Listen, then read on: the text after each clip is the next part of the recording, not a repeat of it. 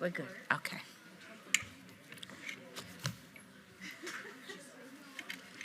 Good morning, everybody. Please take your seats. The July 1, 2026 meeting of the City Council is called to order. This meeting has been properly noticed and posted in compliance with the open meeting law.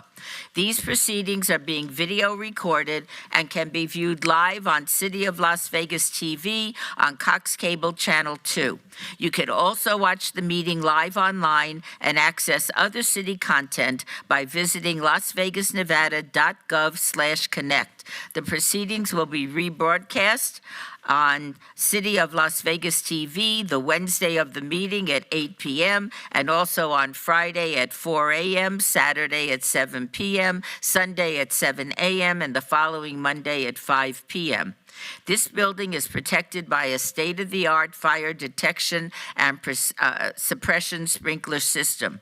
If alarms should activate during today's meeting, please evacuate using the exits at the back of the chambers, out to the mezzanine, proceed out the double doors to the terrace, and down the back staircase. For anyone having difficulty with stairs, please check with a marshal or fire official for assistance. Once outside, assemble on the northeast corner across the street from City Hall at Lewis and First Street.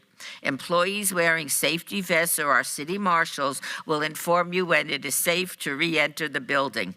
For public comment related to the items on the agenda, citizen participation, and public hearing items, we have available a speaker card which you could complete and submit to the city clerk.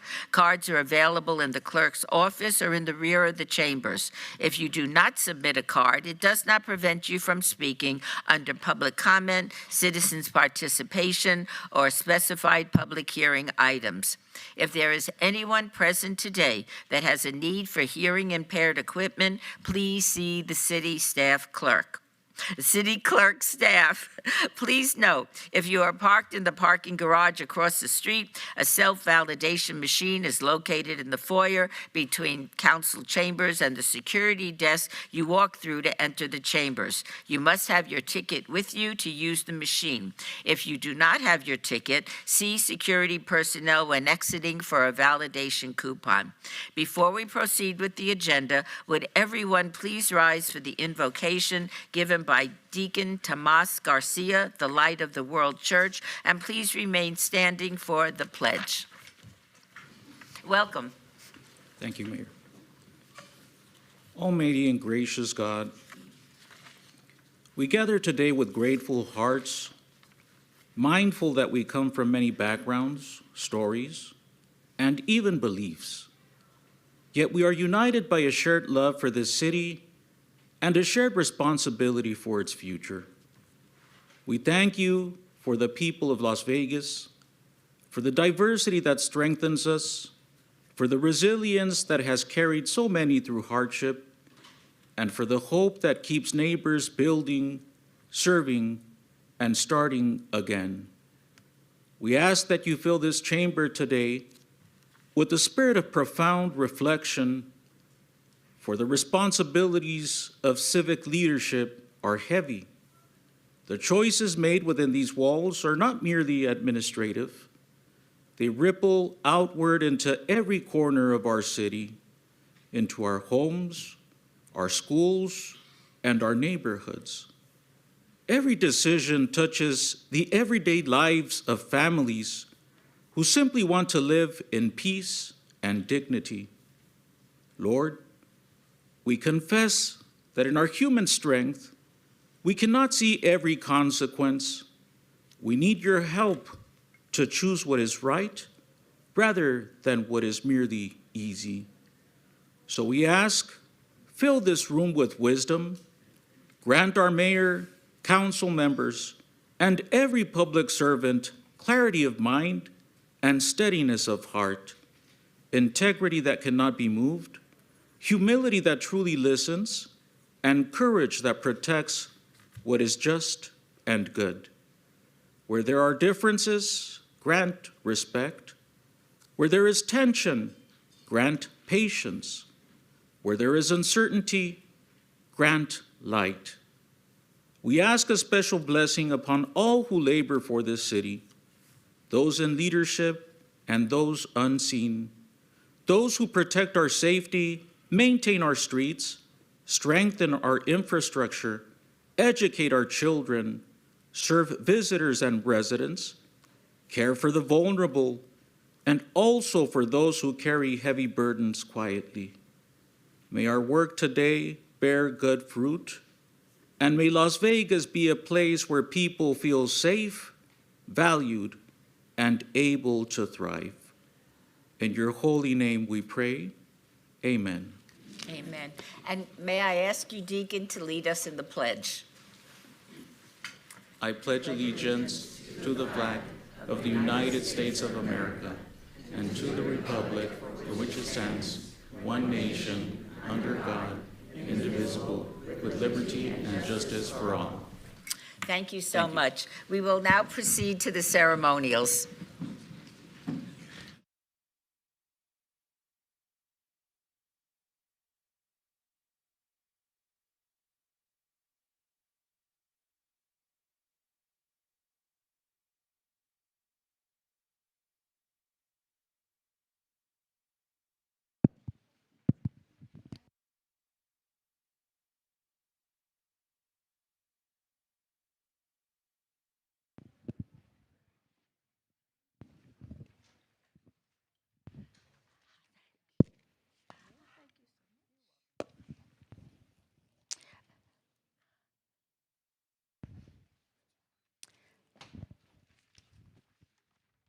This is a very exciting day at City Hall where we have the opportunity and the pleasure to swear in two of our councilwomen who have been reelected by almost acclamation. We're very delighted.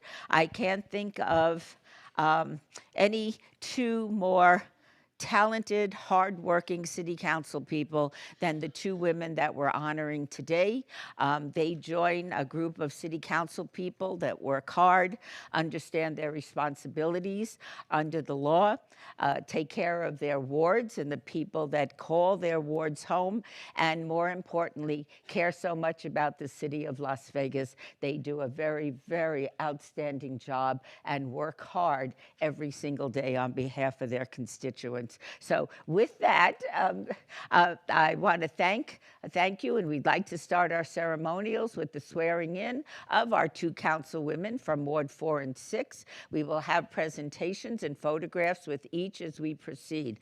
First, it is my honor to administer the oath of office to Ward 4 Councilwoman Frances Allen Polensky. Would you please join me at the podium? Very cool. Let me give you a hug. I would like to invite her husband, Steve Polensky, and their son, David, to join us.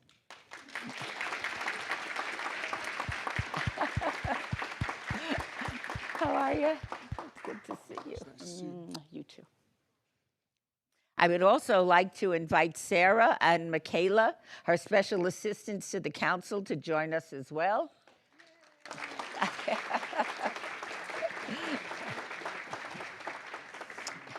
It is so very nice to have all of you here as we celebrate Councilwoman Polensky's reelection, although I'm not sure we would call it a reelection, an affirmation, I suppose.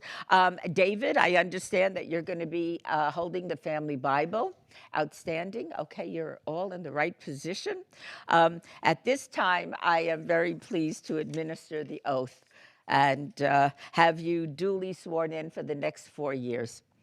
Please raise your right hand and repeat after me. I state your name.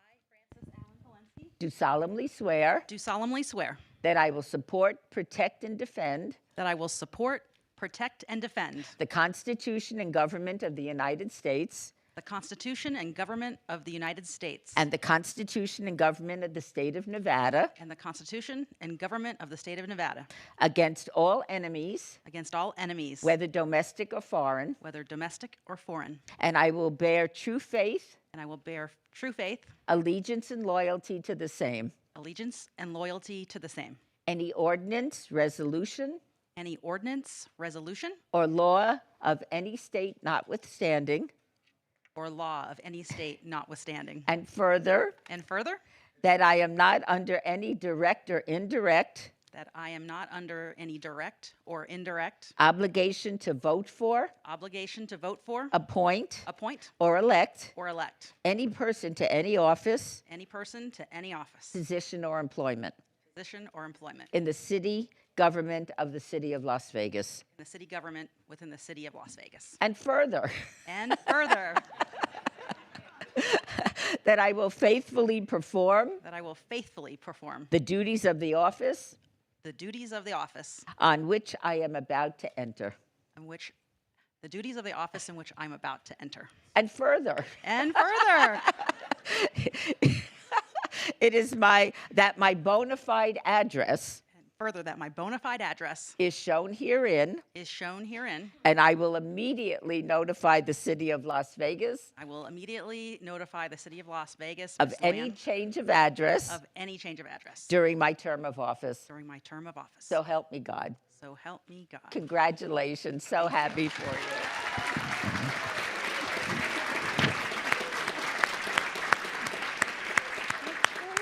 And we are pleased to present you with your certificate of election. Our Mayor Pro Tem will do that. Yay, thank you. Very good. Yeah, you got a job for 4 years. And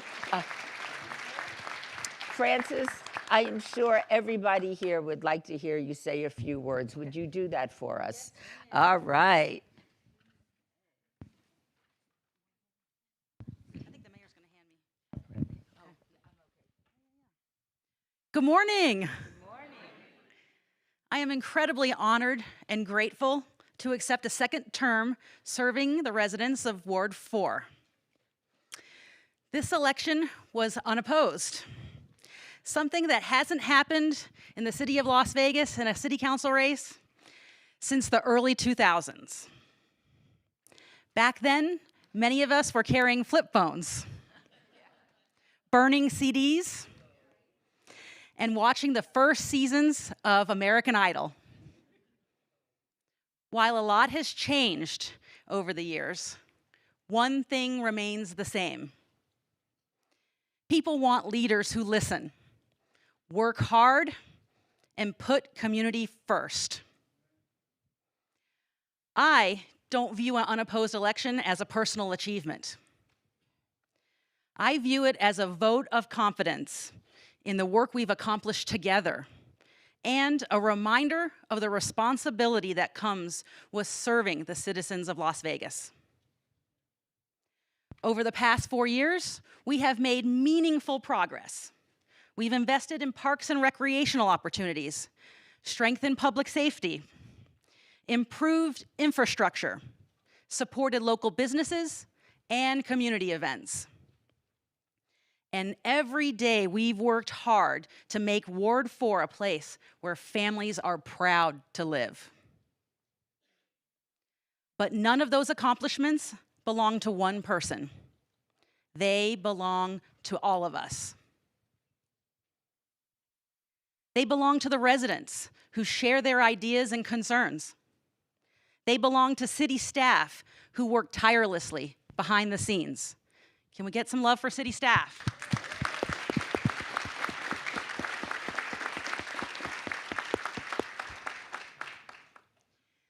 They belong to my fellow council members, whose partnership and collaboration makes so much possible.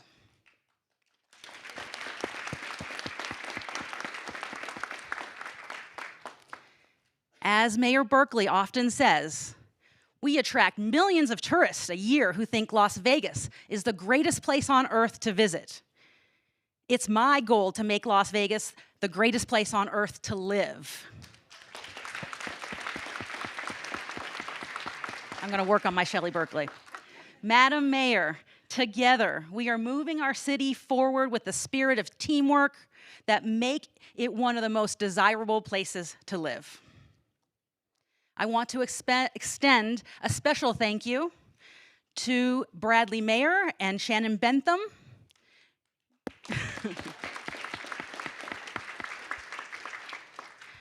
your support, guidance, friendship, and belief in me have been invaluable throughout this journey. To my family, especially my son, David Polensky, take your kid to work, mock city council mayor pro tem, and my husband, Steve Polensky, thank you.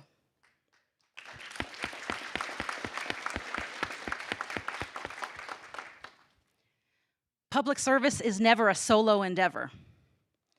Every late night meeting, every weekend event, every challenge along the way was made possible because of your patience, love, and unwavering support.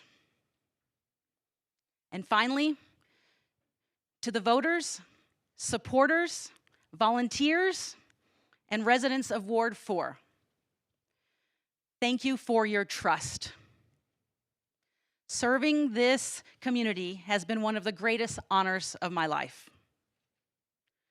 While I'm proud of what we've accomplished, I'm even more excited about what's ahead. The foundation is strong.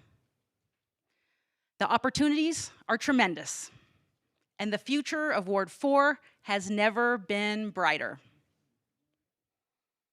I pledge to continue to serve with humility, determination, and gratitude. I look forward to building that future together, where everyone wishes they lived in Las Vegas.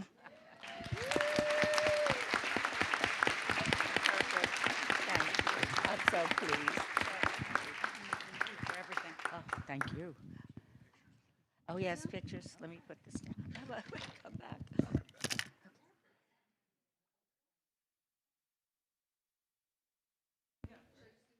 Yeah, family first.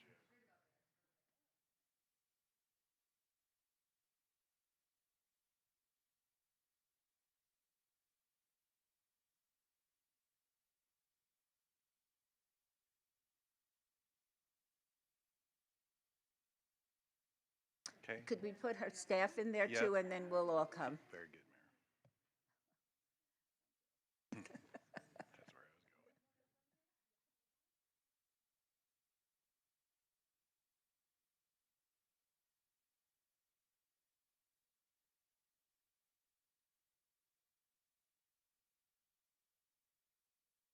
going. Then City Council.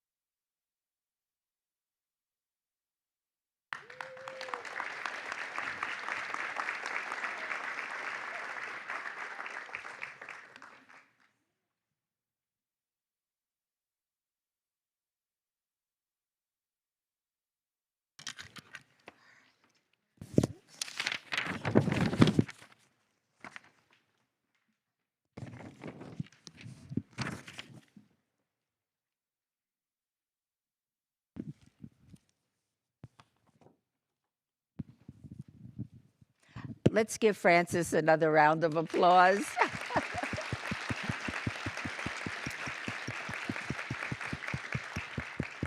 I've never run unopposed, but I bet I'd be very good at it.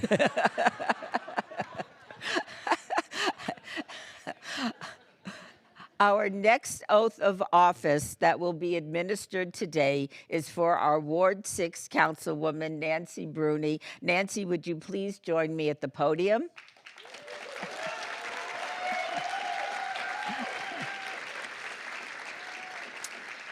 I would also like to invite her husband, the Honorable Richard F. Boulware II, to join us. Very good. Oh, thank you. Stand next to your wife. Okay, all right. And let me see, their daughters, Oniana, thank you, Zufine, and their son Khalil. Any of that sound familiar?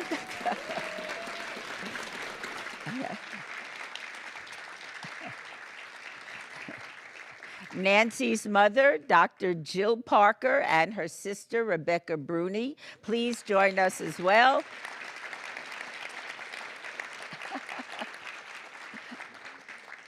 And I would like to also invite Blanca, Madison, and Ellie, her special assistants to the council, to join us as well.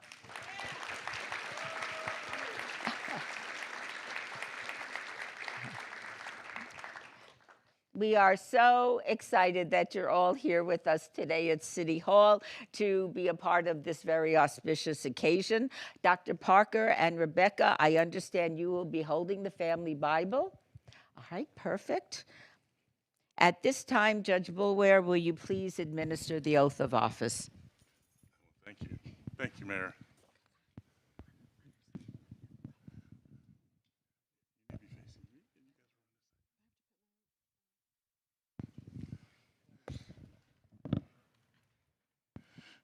Okay.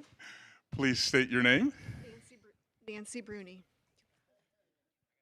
Oh, okay. I can hold it. There we go. And repeat after me. I do solemnly swear I do solemnly swear that I will support and protect that I will support and protect and defend the Constitution and defend the Constitution and the government of the United States and the government of the United States and the Constitution and government and the Constitution and government of the state of Nevada of the state of Nevada against all enemies, against all enemies, whether domestic or foreign, whether domestic or foreign, and that I will bear true faith, and that I will bear true faith, allegiance, loyalty to the same, allegiance, and loyalty to the same, any ordinance, any ordinance, resolution, resolution, or law of any state, or law of any state, notwithstanding, and further, further, that I am not that I'm not under any direct or indirect under any direct or indirect obligation to vote for,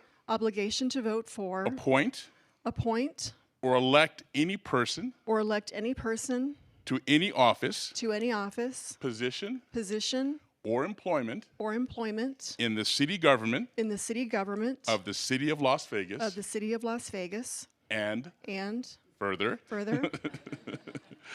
that I will faithfully perform that I will faithfully perform the duties of the office on which I'm about to enter. So help me God. So help me God. And further, my bona fide address shown herein and I will immediately notify the city of Las Vegas And I will immediately notify the city of Las Vegas of any change of address during my term of office. my term of office. Congratulations, my dear lovely wife.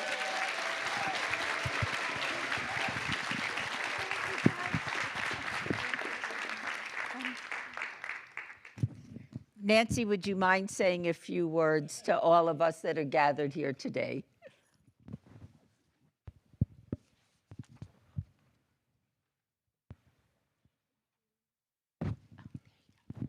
I was trying to be vain and not use my glasses, but practicality has won out over vanity. So thank you, everyone, for being here. I'm honored and humbled to be standing here before you with my family and my team. I admit that as the incumbent, I thought there was a pretty good chance that I would be standing up here again, but I will admit I didn't think I would win outright with over 50% of the vote.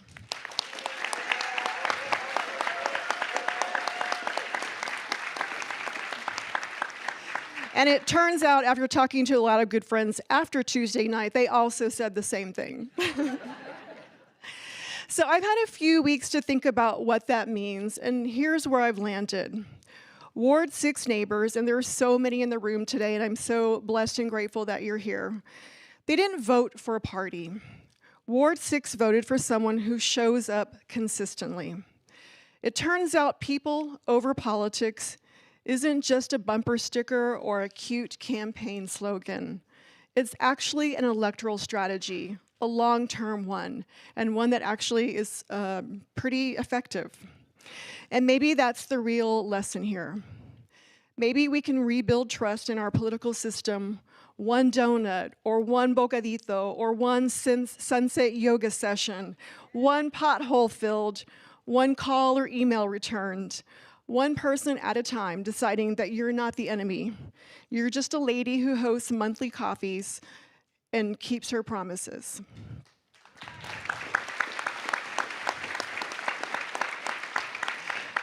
So I look out in the audience and I see a lot of lawyers and lobbyists and elected officials. And so I think you would all agree that politics tends to be a team contact sport. So as such, I have had a great team, and I do want to share a couple of thank yous. I want to thank all the friends who knocked on doors during the hot Saturday mornings with me.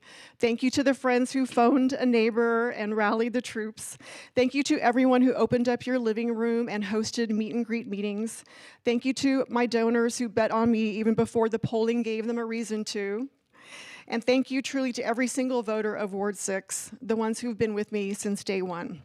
I also want to thank my work team, Blanca, Ellie, and Madison. They're the ones who answer every single phone call and return every single email, including the ones that come in at 11 o'clock p.m. in capital letters with a few words that I can't share today publicly. And so they truly are the face of Ward 6 and make me look far more competent than I actually am. So thank you. And then there's my family. I want to thank my mom and sister who flew in from San Antonio. My sister actually surprised me last night. I didn't know she was coming, so it's extra special.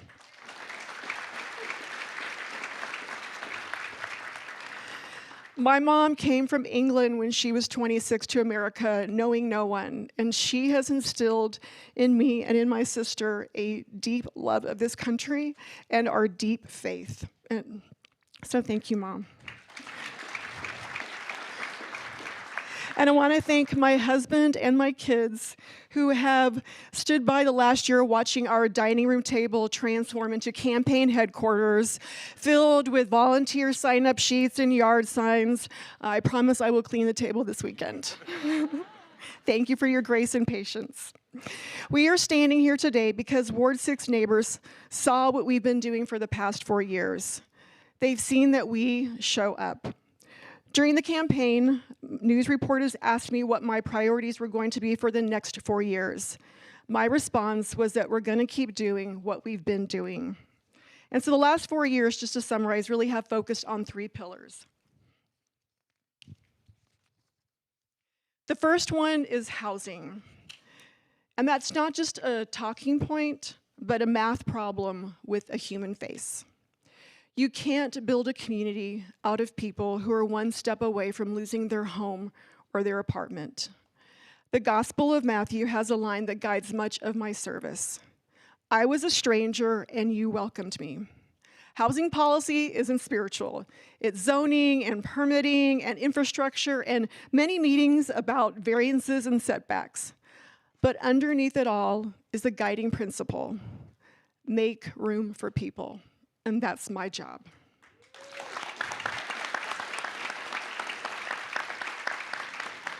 The second pillar is livable communities. We'll continue our quest to build livable communities with family-friendly amenities, sidewalks that go somewhere, parks and pickleball courts, see Patty back there, and safe streets where you can walk to school without risking your life.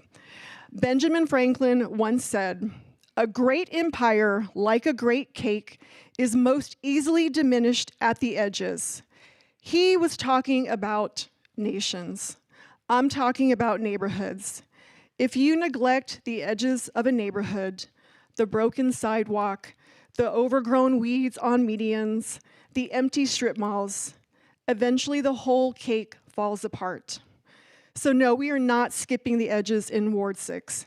Every street gets frosting. And I'd like to take a moment to thank our public works, our traffic team, our safety team, and our code enforcement teams, because they know all too well that Ward 6 does not skip the edges.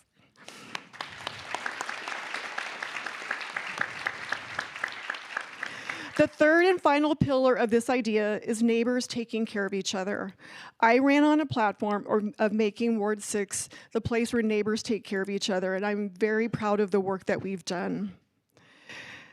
This is the work I care most about, and I want you to know it's the work that Vegas is already doing. We know how to do it. We don't often get credit for it because the rest of the country still thinks that this town is only casinos and bad decisions made at 3 a.m. But over the past 4 years, we've had neighbors come together to clean their communities, to start neighborhood associations, and execute dozens of service projects. We've actually been named a global Just Serve city, one of 5 cities in the entire world.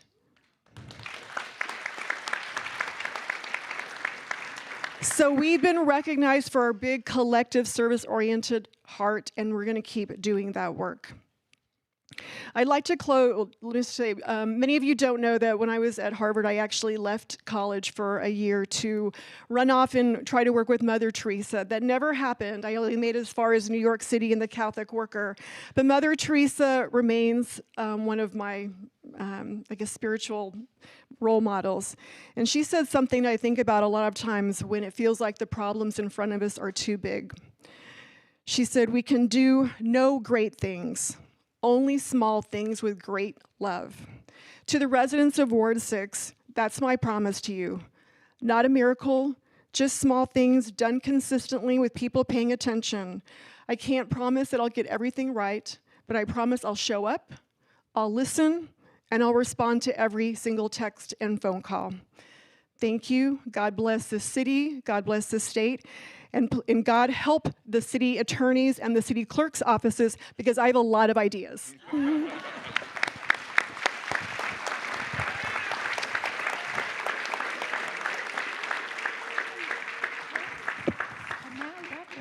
let's pull that back. We'll start with family photos.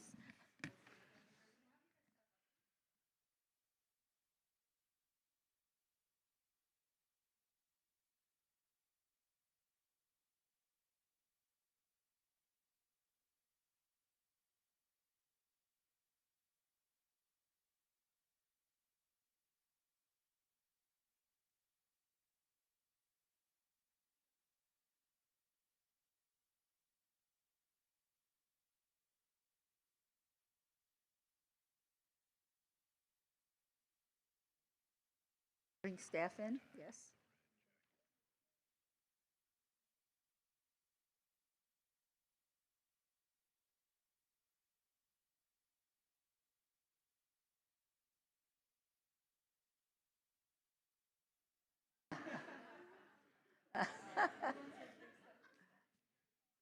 Oops.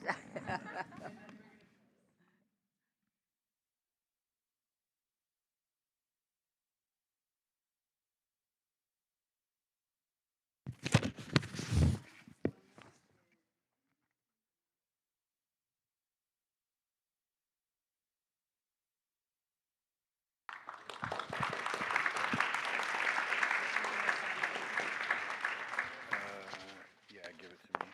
I don't see it here.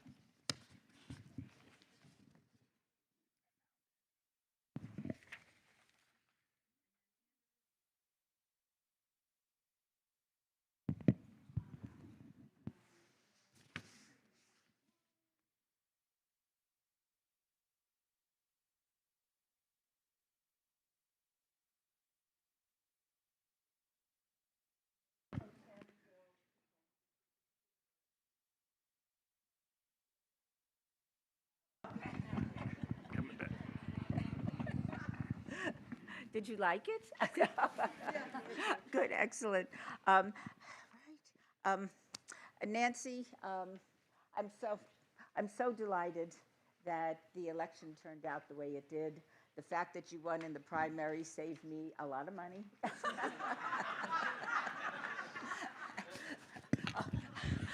I'm glad I didn't have the mic when I said that. I know how hard you work for the people in Ward 4. It's been a pleasure getting 6. You work hard for the 4. Oh, yeah, everybody works together. It's been a pleasure to get to know you. I've enjoyed every minute of working with all the members of the City Council. And as I have said from the beginning, I can't think of other people that I would rather work with. That is how good this City Council is. Shares all of my values and concerns about the community and what our job actually is. And you are emblematic of that. So thank you so much. Okay, and now we are going to proceed to our other ceremonials. Citizen of the Month. This is the ceremonial portion of our council agenda. And for our first item, I want to invite Mayor Pro Tem Knudsen to recognize our July Citizen of the Month. Mayor Pro Tem. Thank you so much. So I'm going to invite Victoria in America. This is your chance to come on up here. So this month's Citizen of the Month is Colin McNaught. He's the principal at, not yet. I'm not done talking yet. At Cimarron Memorial High School, which is in Ward 1.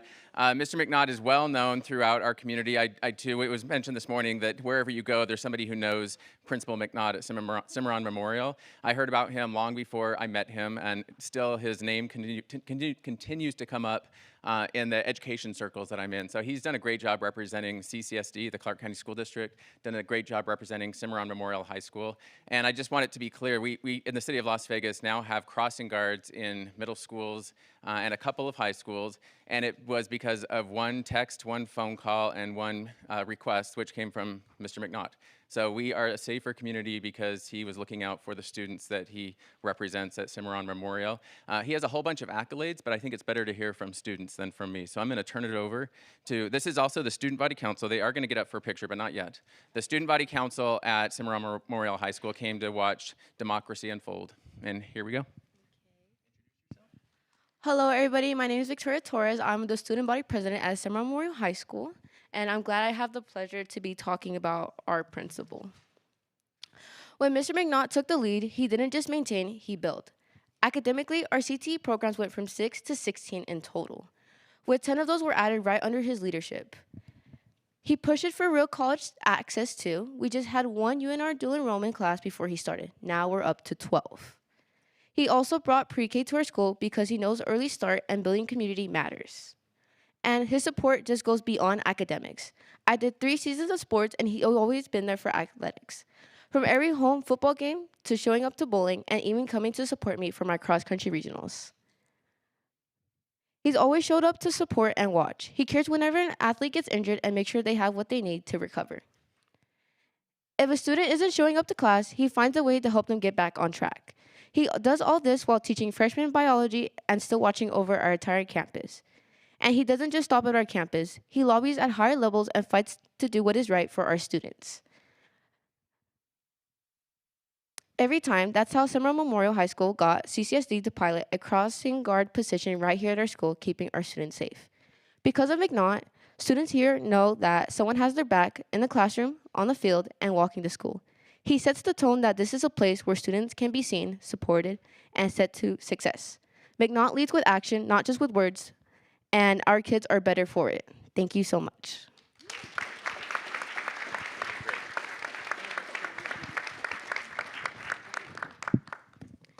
Good morning, everyone. My name is America Adame, and it is an honor to recognize someone who has made a lasting impact on our school community activities program, and the students of Cimarron Memorial High School, our principal, Mr. McNaught. Mr. McNaught is an incredible leader because he truly values student voices. Through his meetings with our executive board, he listens to our ideas, concerns, and feedback, reminding us that our opinions matter and that he is committed to making Cimarron the best it can be. He also goes above and beyond to support student activities, making time to encourage us, guide us, and help our ideas turn into reality, while helping us grow as leaders. I have experienced his support firsthand. While preparing our bid to host the State Mid-Level Conference, which is a conference for middle schoolers, Mr. McNaught offered advice, coached me through my presentation, and helped build my confidence. Because of his mentorship and belief in our team, we were able to earn the opportunity to host the conference this year. Mr. McNaught, thank you for believing in us, listening to us, and creating opportunities for students to succeed. Your leadership and support have made a lasting impact on our school community. Congratulations, Mr. McNaught. You truly deserve this recognition. Okay. So I'm going to invite the students of Cimarron Memorial High School to come up in an orderly fashion. We're going to do it very, very quickly. And Mr. McNaught, Principal McNaught, it should be Principal McYes. I don't know. Come on up. This is your turn to shine. Orderly, people. Come on. Quickly. Thank you, sir. Thank you. I'll speak first. You go. Oh, and he took the podium. I think I'm the only one who didn't write a speech, so bear with me. So my name's Colin McNaught. I am the proud principal of Cimarron Memorial High School. I have all of these people behind me in case you don't believe me that I am the principal of Cimarron Memorial High School, because I'm sure there are some of you who are going to search that right now and make sure that's true. But I've been the proud principal of Cimarron Memorial. This is now my 5th year. And at Cimarron Memorial, we believe very strongly in supporting each student's Spartan way to and through their next step. Because we believe that college is A, but not the, and there are lots of next steps that these students behind me are going to take. I mean, as you saw, 2 of them today, just fantastic students that we have at Cimarron Memorial. And what I really appreciate about the relationship that we've built with the City Council is the support that we get to ensure that our students can take whatever next step that they choose to do. So, thank you for the support from the City Council, from crossing guards to all of the different things and programs that we want to offer for our students. So, I am excited about this opportunity. I appreciate the recognition. I want to thank a few people. First, I want to thank Councilman Knudsen for responding to my text, dealing with me. I can be a little challenging at times when I want something, but then also for recognizing myself and as well as the students and the staff at Cimarron Memorial, so thank you. I also want to thank the rest of the City Council for this recognition. This is incredible and just really gives a great opportunity to shine light on the amazing things happening at Cimarron Memorial High School and across Clark County School District. So thank you. I look forward to the continued support. As well as Mayor Berkeley, thank you very much for this opportunity. I would love to invite all of you to come see the wonderful things happening at Cimarron Memorial. Whenever you want, because it's good every day. So you're welcome to come every single day. I also just want to thank a few other people, some of the support systems that make it possible for me to do the job that I get to do every single day. First, I have two of my bosses here today, so I want to thank both Scarlett and Lindsay. They do an amazing job as school associate superintendent, region superintendent. Thank you. They are the ones that respond to all of my phone calls as well of like, hey, I need this, and they are the first ones in line to help support whatever we need at our school. So I really appreciate you. Thank you so much for that. I also have my secretary came today because I think we have such a great relationship. She is like my mom at the school. She makes sure that the school runs. She's the one who really runs the school. I just show up every day, smile and wave, but she makes sure the school runs. And so I just want to thank Kim as well for her continued support.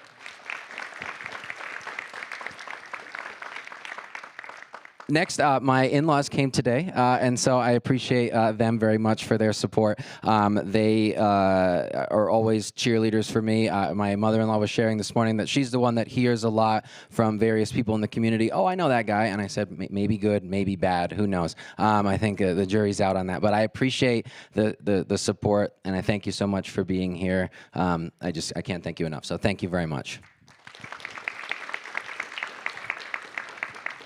And then the students of Cimarron Memorial High School, this is my student council. They are amazing. They advocate for what they want and what they believe should be happening at our school. We do meet bi-weekly, and they bring me a laundry list of things. I make sure that they give me positive things too. And then they bring me like, we need to see this and this and this. And I think we do a pretty good job of compromising on what we can and cannot do. And so I want to thank our students and led by their advisor who is here today. Mr. Kahana Nui, also named, Simran had a good year. Mr. Kahana Nui was named the Nevada State Student Council Advisor of the Year, which I think is amazing. So thank you all. My little ones are here. I got Isla and Soleil. Isla's going to love this. So Isla, can you just wave real quick for everybody? Yeah, okay. And then Soleil. So thank you, thank you, thank you. And then the last thanks I want to give, and I think the most important, what I want to do is I want to actually dedicate the Citizen of the Month to the true Citizen of the Month, in my opinion, because I could not do the job that I do without having the support system that I have in my life at home in order to ensure that I can be at those basketball games, those football games, those student council events, and really everything else that my job requires me to do is because I have, and I'm lucky enough to have the most amazing wife that we actually met at Cimarron 13 years ago. Yeah.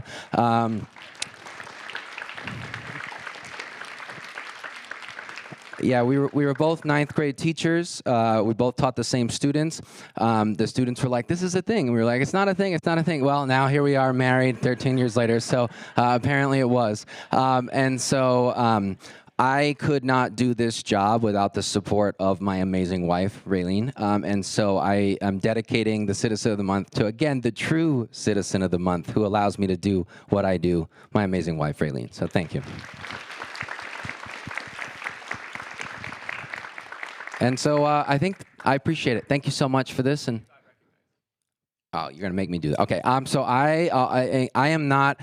I don't love recognition. I'm going to be honest with you. It's not my most favorite thing. I prefer to stand in the background and let them do the thing. But so the reason I think that I got this recognition is because I bother Mr. Knutson so much. No, not really. I know what he wants. So I was actually named the 2026 Nevada State Principal of the Year this year. Thank you, thank you. And I was Final 3 for National Principal of the Year. So it was just cool opportunity. And like I said, it's a great opportunity to shine the light on the amazing things happening both at Cimarron Memorial High School and in the Clark County School District. So again, and finally, is it further? Is that what you all kept saying that I need to say? Like to continue and further, yeah. So and further, thank you so much for this recognition. I really appreciate it. Thank you. I have a plaque for you. It's floating around. Okay, family, you're going to come on up for a picture right after the student picture, but for someone who does not like recognition, that was a long speech, right? Okay, we're going to do a quick picture. I'm going to stand on the side. Make 3 rows. 3 rows of students. We practiced, guys. Come on.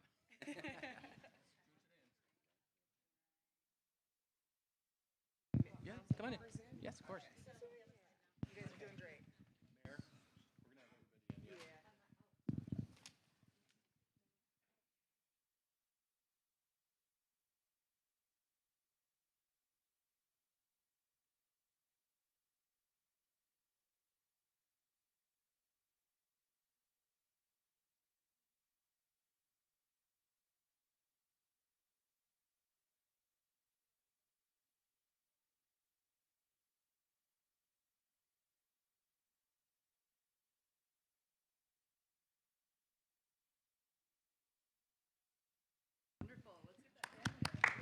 Yeah. Okay. Okay, for the real Citizen of the Month, come on up. Family members, come on up now. And nice job, Victoria and America.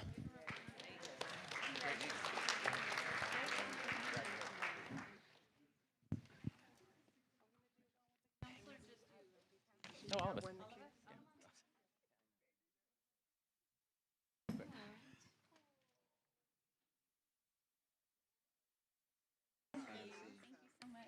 I happen to have those outfits.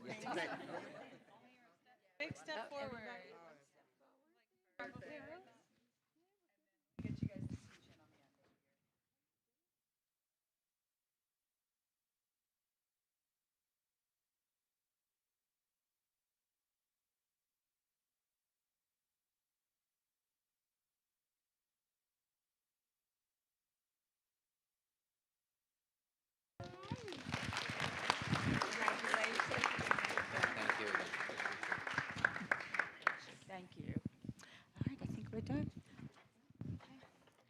We will be reconvening the city council.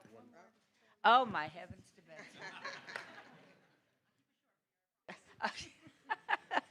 Betsy. No, this is your day. You can talk as long as you want. For our final item, I want to invite Councilwoman Alan Polensky to recognize a special group working to keep children safe. Councilwoman? Thank you, Madam Mayor.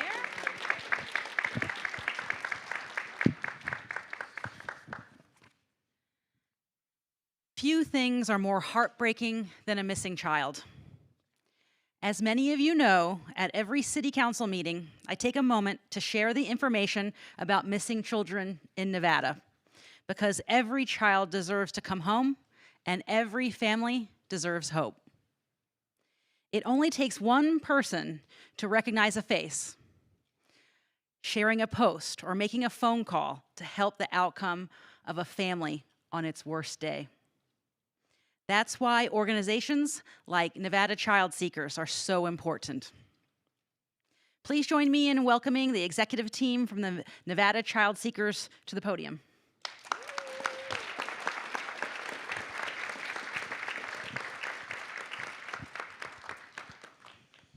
For more than 4 decades, they have stood beside families during some of the most difficult moments of their lives. They have worked tirelessly to locate missing children, support law enforcement efforts, and educate families about safety risks and raise awareness through our community. At this time, I would like to invite Margarita Edwards, Executive Director of Nevada Child Seekers, to share a few words. All right. I was going to freestyle it, and then I told myself to calm down, write something out. Okay. So thank you so much for honoring Nevada Child Seekers, but this also is dedicated to you because we obviously are a community that loves all of our children. So as mentioned, we've been around since the 1980s, before flip phones, landlines, rotary phones. I miss those days. With over 4 decades of advocating for missing and exploited children, this is just the beginning. Helping thousands of families a year with an over 93% success rate, children are coming home every day. Thank you again to our mayor, our city council, our law enforcement partners, our nonprofit brothers and sisters, Red Rock Search and Rescue, who show up every day for our kids.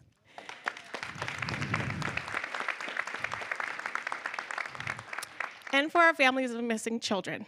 We will never stop searching until every child is home. Thank you.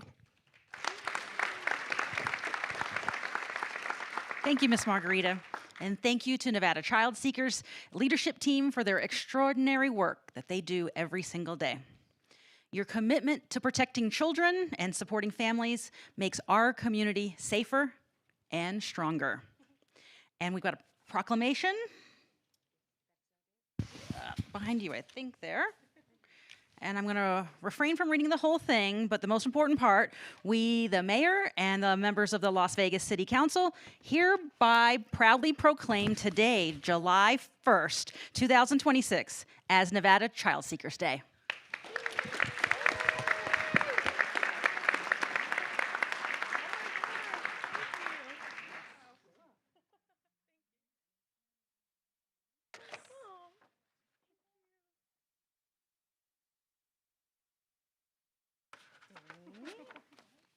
Okay, we'll take a quick picture up front. Thank you. Wow. No, you're in the picture. You'll be right next to Francis.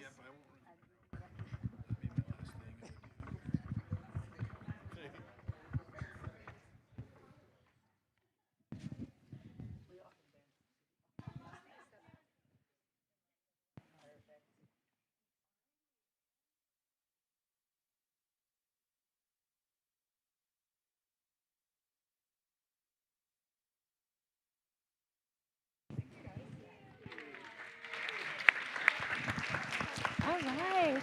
Thank you. Okay.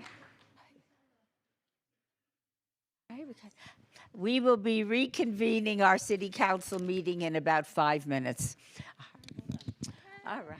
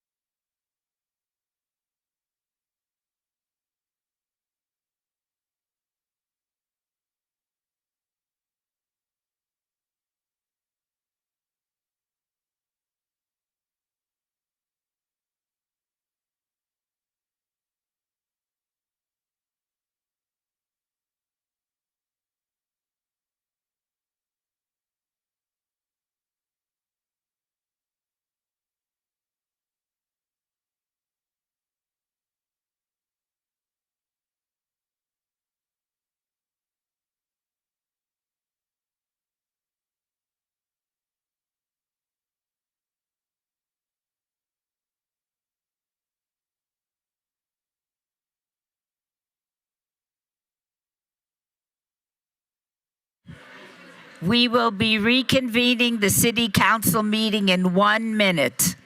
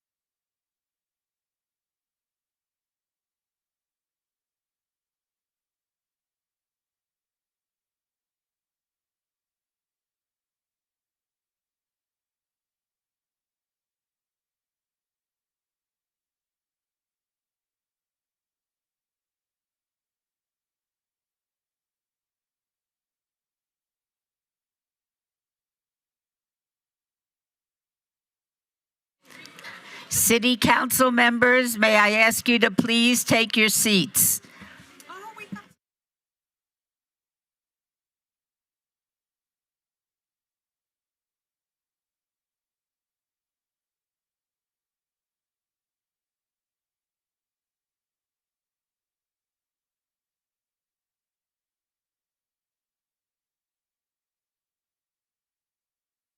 City council members, please take your seats.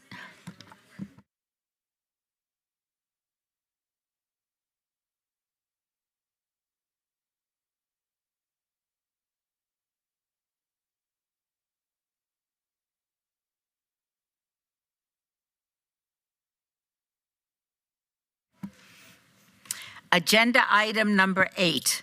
Public comment during this portion of the agenda must be limited to matters on the agenda for action. The amount of time any single speaker is allowed may be limited. Please say which agenda item you will be speaking about. All comments made will be cross-referenced to those specific items. If anyone submitted a speaker card or who wishes to speak under this portion of the agenda, please come to the podium, state your name for the record. This is your opportunity to address the council, but the council is not able to respond or engage in dialogue. You may also address the council at the end of the meeting during citizens' participation regarding matters within the jurisdiction of the city council. Although you are not prohibited from speaking during both public comment periods, we kindly ask that your comments are not repetitive. We will set the time at 2 minutes. Does anyone wish to come forward? Welcome, and would you state your name for the record? Good morning, Mayor and members of the City Council. My name is Karen Livingston, and I'm a resident of Ward 6, and it's Agenda Item 5. Usually when you see me here, my face is here to complain. However, today I'm here to congratulate Councilwoman Nancy Bruni on taking the oath of office. I know I speak for many of the residents of Ward 6 when I say we appreciate Nancy's unwavering dedication and unselfishness to our ward. During the past 4 years, Nancy has been accessible and receptive to the myriad of concerns of her ward, no matter how small or how large they may be. Nancy accomplished many things during her first term, and I'd like to highlight a few of them. Nancy made a campaign promise to bring about a conclusion to the Floyd Lamb Park lawsuit, and she was able to accomplish that within the first 90 days in her office. She also stood with the residents who were concerned about Walmart wanting to build a new store near 2 of our elementary schools. The Walmart was never built. Nancy worked hard to keep Ward 6 safe by bringing a badly needed new Metropolitan Police Area Command to our fast-growing ward. These are just a few of the many things Nancy accomplished during her first term. I look forward to seeing the many things Nancy will accomplish during the next 4 years as she works to make Ward 6 the best place to live in Las Vegas. Thank you. Thank you so much. Welcome, and would you state your name for the record? Helena Strader.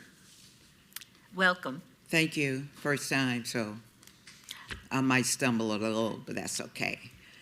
When I retired from the post office with 36 years of experience and being a shop steward for those many years, I moved to Vegas. I've been here for like 3 years from California. And I live in the Nevada Hand for Seniors facility. And I think it's a crying shame with these seniors that's really on a fixed income where Nevada Hand goes up on the rent every year. That's ridiculous. I can see every 3 years, but every year the seniors are really suffering from rent going up 30, 40, 50%. My next concern was a citizen that got killed on North East and East Rome Boulevard. And 3 weeks I've been calling Public Works because the trees are leaning on, so they're growing so fast you cannot see the traffic.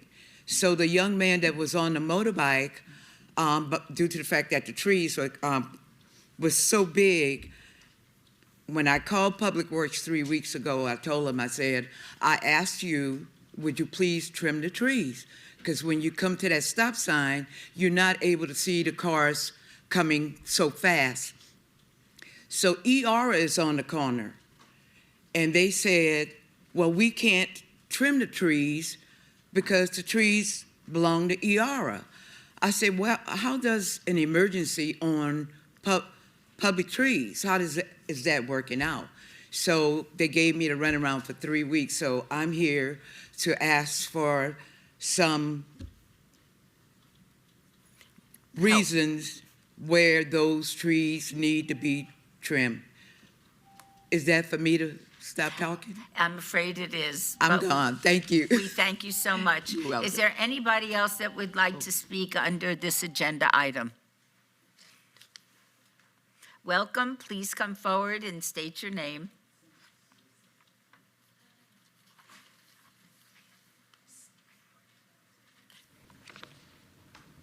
Good morning, mighty council. Good morning. My name is Eric Melchizedek Christ Nimrod. You can find Christ, matter of fact, Christ is a Hamitic man. When I say Hamitic, I mean a so-called black man. He's born from a Canaanite woman. You can fact check that in Genesis, the 38th chapter.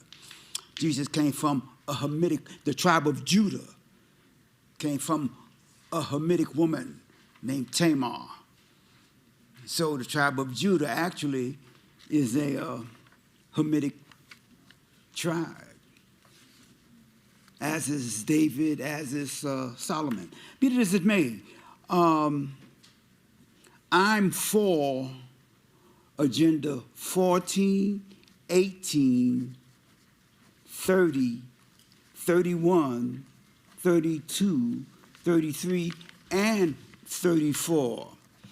And the RTC is, whether you know it or not, is at war with we the people of Las Vegas, especially the bus drivers. They love to go past us in the triple degree heat. They see us out there sweating, wanting to ride, and they just go right on by. There's something wrong with RTC bus drivers. I won't put it all on you because you're not driving the bus. But those bus drivers, it's a sad situation. They must have a sad, sad home to leave people outside in the heat and just drive right on past them. And then they want more money. And you need to do better training for them and have them pay the price for doing what they do. Because I'm always complaining. I'm calling in. I got all these reference numbers, but these people, they know me. I think they have my picture up on the wall. there is, go past them. And I see the people who are standing there waiting for the bus with me. I say, oh, y'all in trouble now because they're going to go right past, and they usually do. Thank you so much. Is there anybody else that wishes to speak under this agenda item? Seeing no one, we will now move on to agenda item number 9. For possible action, any items from the 9:30 a.m. session that the council, staff, and/or applicant wish to be stricken, tabled, withdrawn, or held in abeyance to a future meeting may be brought forward and acted upon at this time. Mayor Pro Tem Knudsen. There are no items. Okay. Do we vote? Agenda item number 10. For possible action to approve the final minutes by reference of the June 3rd, 2026 regular city council meeting. Mayor Pro Tem, may I have a motion to approve the minutes? Move to approve. Please vote. Post. Motion carries. Thank you so much. Agenda item number 11. Items number 11 through 31 are on the consent agenda, are considered to be routine, are recommended for approval by the departments, and may be enacted in one motion. Are there any other items the council wishes to bring forward? Mayor Pro Tem, may I have a motion for the consent agenda for items 11 through 31? Move to approve items 11 through 31. Please vote. Post. Motion carries.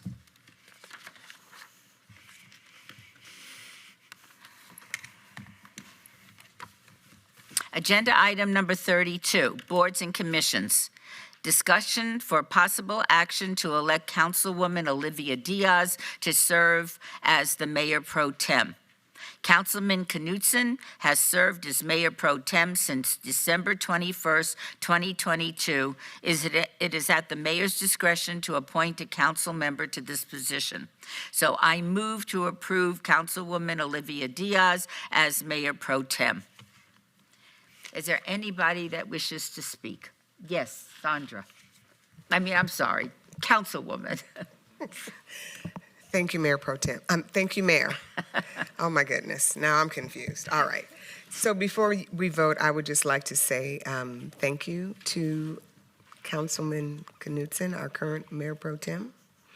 I've watched in awe how you have managed all of these things and with such grace and kindness and accuracy, and how you've stepped in when need be and led us also with grace and accuracy, because y'all know I'm relatively new to the way they do things here at City Council, and you've always been a good leader. So thank you so much. I'm looking forward to continuing to work with you and learn and serve with you and get some more things done. It's not over. We got stuff to do. So thank you.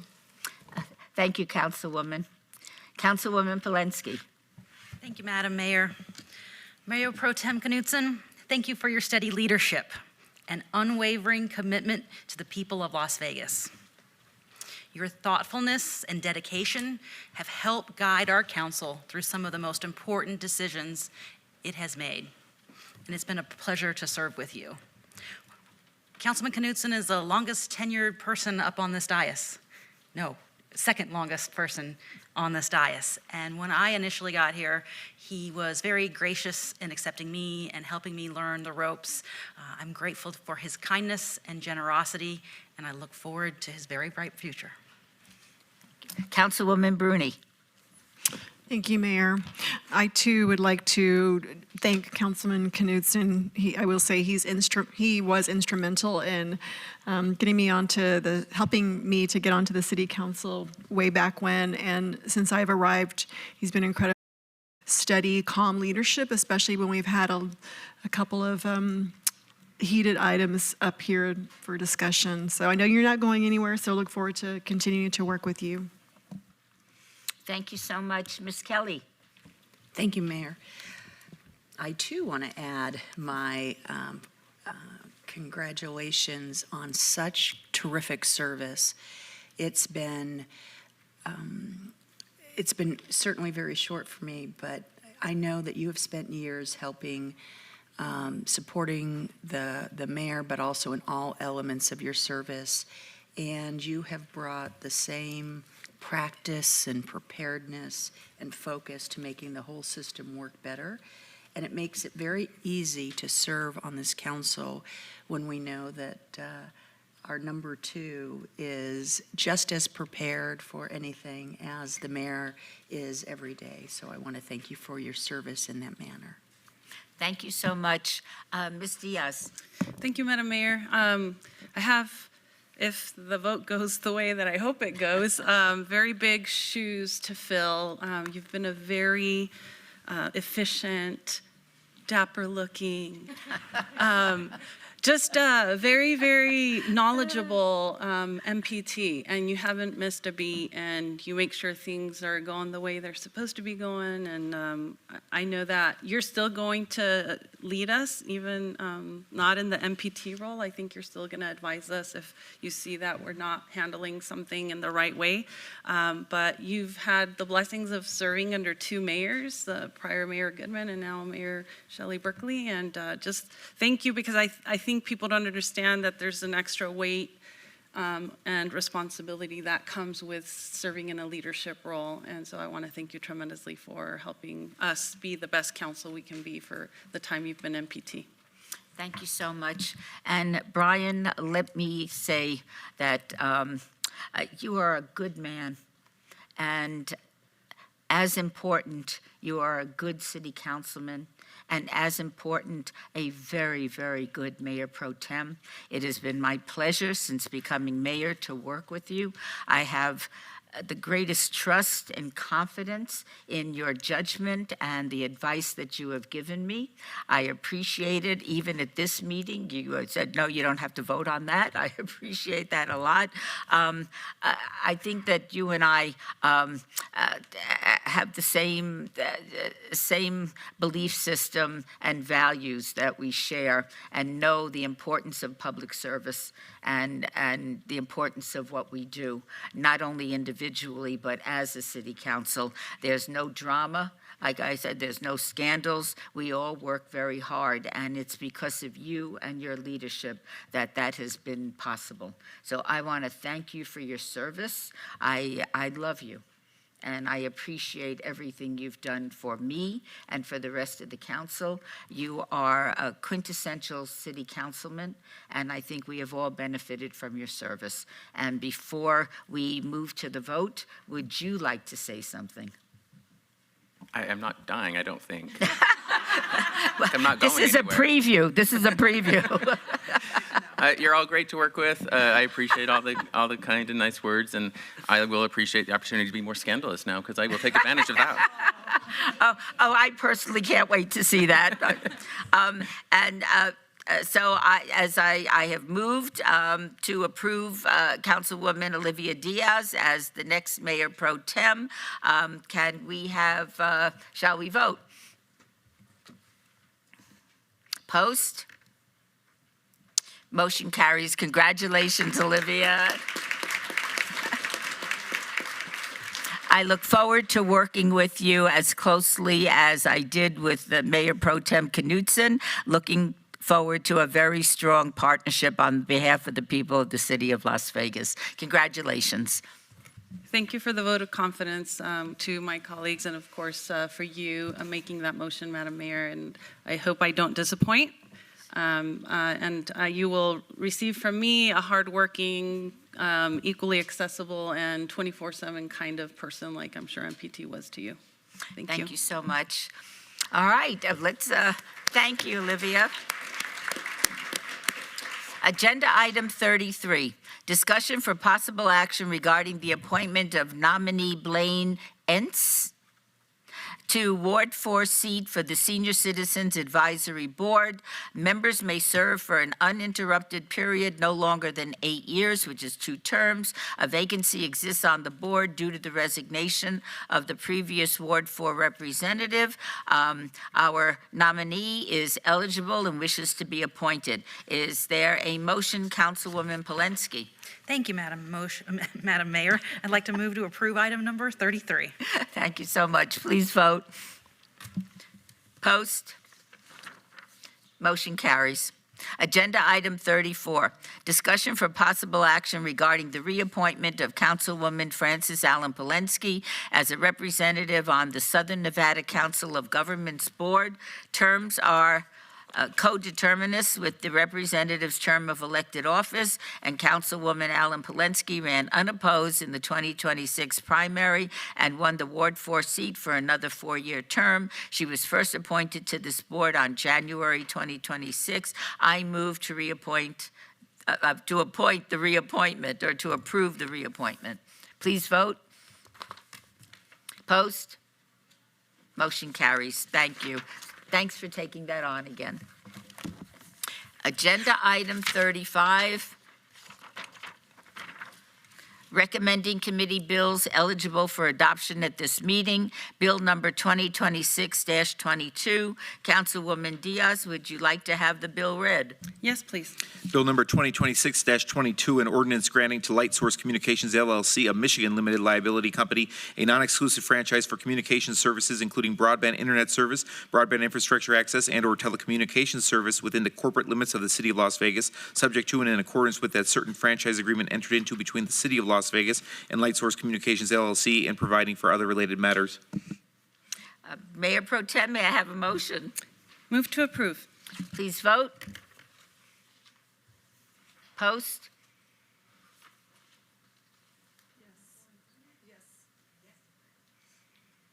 Motion carries. Agenda item 36, bill number 2026-23. Councilwoman Diaz, would you like to have the bill read? Yes. Bill number 2026-23, an ordinance to revise the current income levels required to be eligible for a public utility refund pursuant to LVMC Section 6.67.120 to tie the eligibility requirements to the U.S. Department of Health and Human Services federal poverty guidelines, to grant the Department of Finance the discretion to extend the filing date for applications for such refunds, and to provide for other related matters. Mayor, with your indulgence, Jeff Dorkak, City Attorney, for the record. As staff pointed out yesterday during briefings, and I've distributed to the council and the city clerk's office today, we have a proposed First Amendment for a minor change that the Finance Department caught within this bill. Specifically, you'll see on pages 2 and 3 highlighted in yellow various revisions to a reference to a job titled Manager of Senior Citizen Programs Division. We no longer have that job title at the city, and in order to make this bill a little bit more flexible so that the proper department is able to gather the refund applications, we are correcting that to Department of Parks, Recreation, and Cultural Affairs. So staff would recommend that the Mayor Pro Tem Diaz move for approval with the proposed First Amendment. Thank you. Okay, Mayor Pro Tem, may I have a motion with the change? Yes, Madam Mayor, I move to approve with the proposed First Amendment. Please vote. Post. Motion carries. Agenda item 37, bill number 2026-24. Mayor Pro Tem, would you like to have the bill read? Bill number 2020. Yes. Bill number 2026-24, an ordinance to amend LVMC chapters 19.6, 1912, and 19.18 related to accessory dwelling units within residential zoning districts, including changes to development standards, permitted land uses, and conditional use regulations to conform with Assembly Bill 396 of the 83rd session of the Nevada Legislature 2025. Thank you so much. Councilwoman, may I have a motion? Move to approve. Please vote. Post. Motion carries. Agenda item number 38, recommending committee, bills eligible for adoption at a later meeting. Item 38, bill number 2026-26 will be heard at a later meeting. Agenda item 39, 26-0149-SDR1, Site Development Plan Review, applicant YMCA of Southern Nevada, owner Clark County, for possible action on a land use entitlement project request for a major amendment to an approved site development plan review, Z-0086-99, in parens 1, for the proposed addition of 3 one-story modular buildings and parking lot reconfiguration at 2900 North Torrey Pines Drive, C-V Civic Zone, Ward 5, Ms. Summers Armstrong. The Planning Commission and staff recommend approval. This is a public hearing that I now declare open. Is the applicant present? Mayor, I'm not the applicant. Seth Floyd for the record. The applicant is here. If they want to come down, and they can go first, or I can go first, whichever you prefer. Why don't we let them go first? Please state your name for the record and welcome. Good afternoon, Jordan Samaggio, President and CEO of the YMCA of Southern Nevada. With me is our Facilities Director, Stan Snow.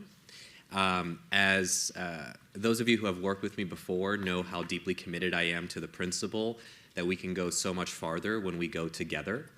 I think our Parks and Rec Center partnerships are very illustrative of that concept, and I think that this proposed project further illustrates it. UNLV studied this particular zip code to find that it is one of the top 5 worst childcare deserts in our entire community, in all of Clark County. Clark County has some land that we can construct these modulars on. The Clark County and the federal government have the dollars to fund it. The state and the federal government have the dollars to subsidize it. Donors and board members are pouring in to make sure that it is a sustainable approach, that this can be a high quality, accessible program for all, for generations to come. And the Y is ready to lean in with our hundreds of board members, donors, and partners. What better way to start to solve our region's childcare crisis than through this innovative modular or pop-up preschool model?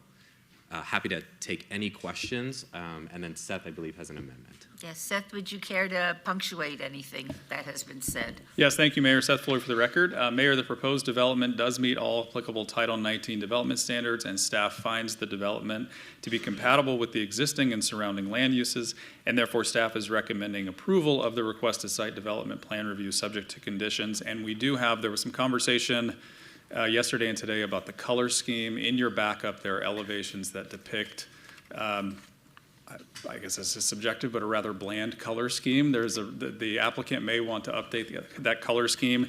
They can do that without a condition, but if the councilwoman would like, because we've had these discussions, we can add a condition requiring an updated color scheme before they submit their building permits. Thank you so much. This is a public hearing. Is there anyone wishing to be heard on this item?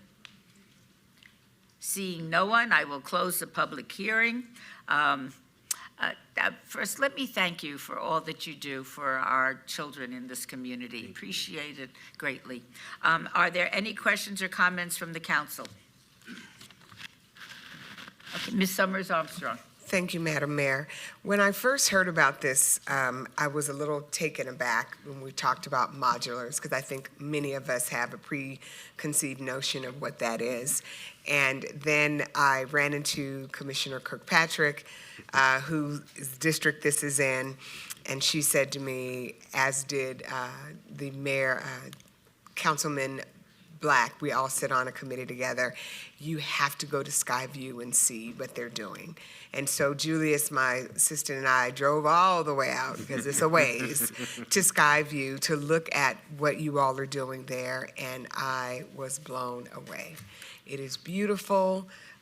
The way you have it set up is just, it reminded me so much of my kindergarten and how much I loved kindergarten at Brookville Elementary School in Oakland, California. And I just felt the warmth, and I'm really, really grateful that you're thinking out of the box to solve a problem. And I just ask that if you, I'm not gonna get into your money, but if you want to have more color and add some murals or things on the walls, please feel free. From our perspective, I think it's welcome. But even in your simple presentation, when the kids get inside, they feel like they are in just kiddie heaven. So thank you so much. And with that, Mayor, I move to approve. Thank you so much. Please vote.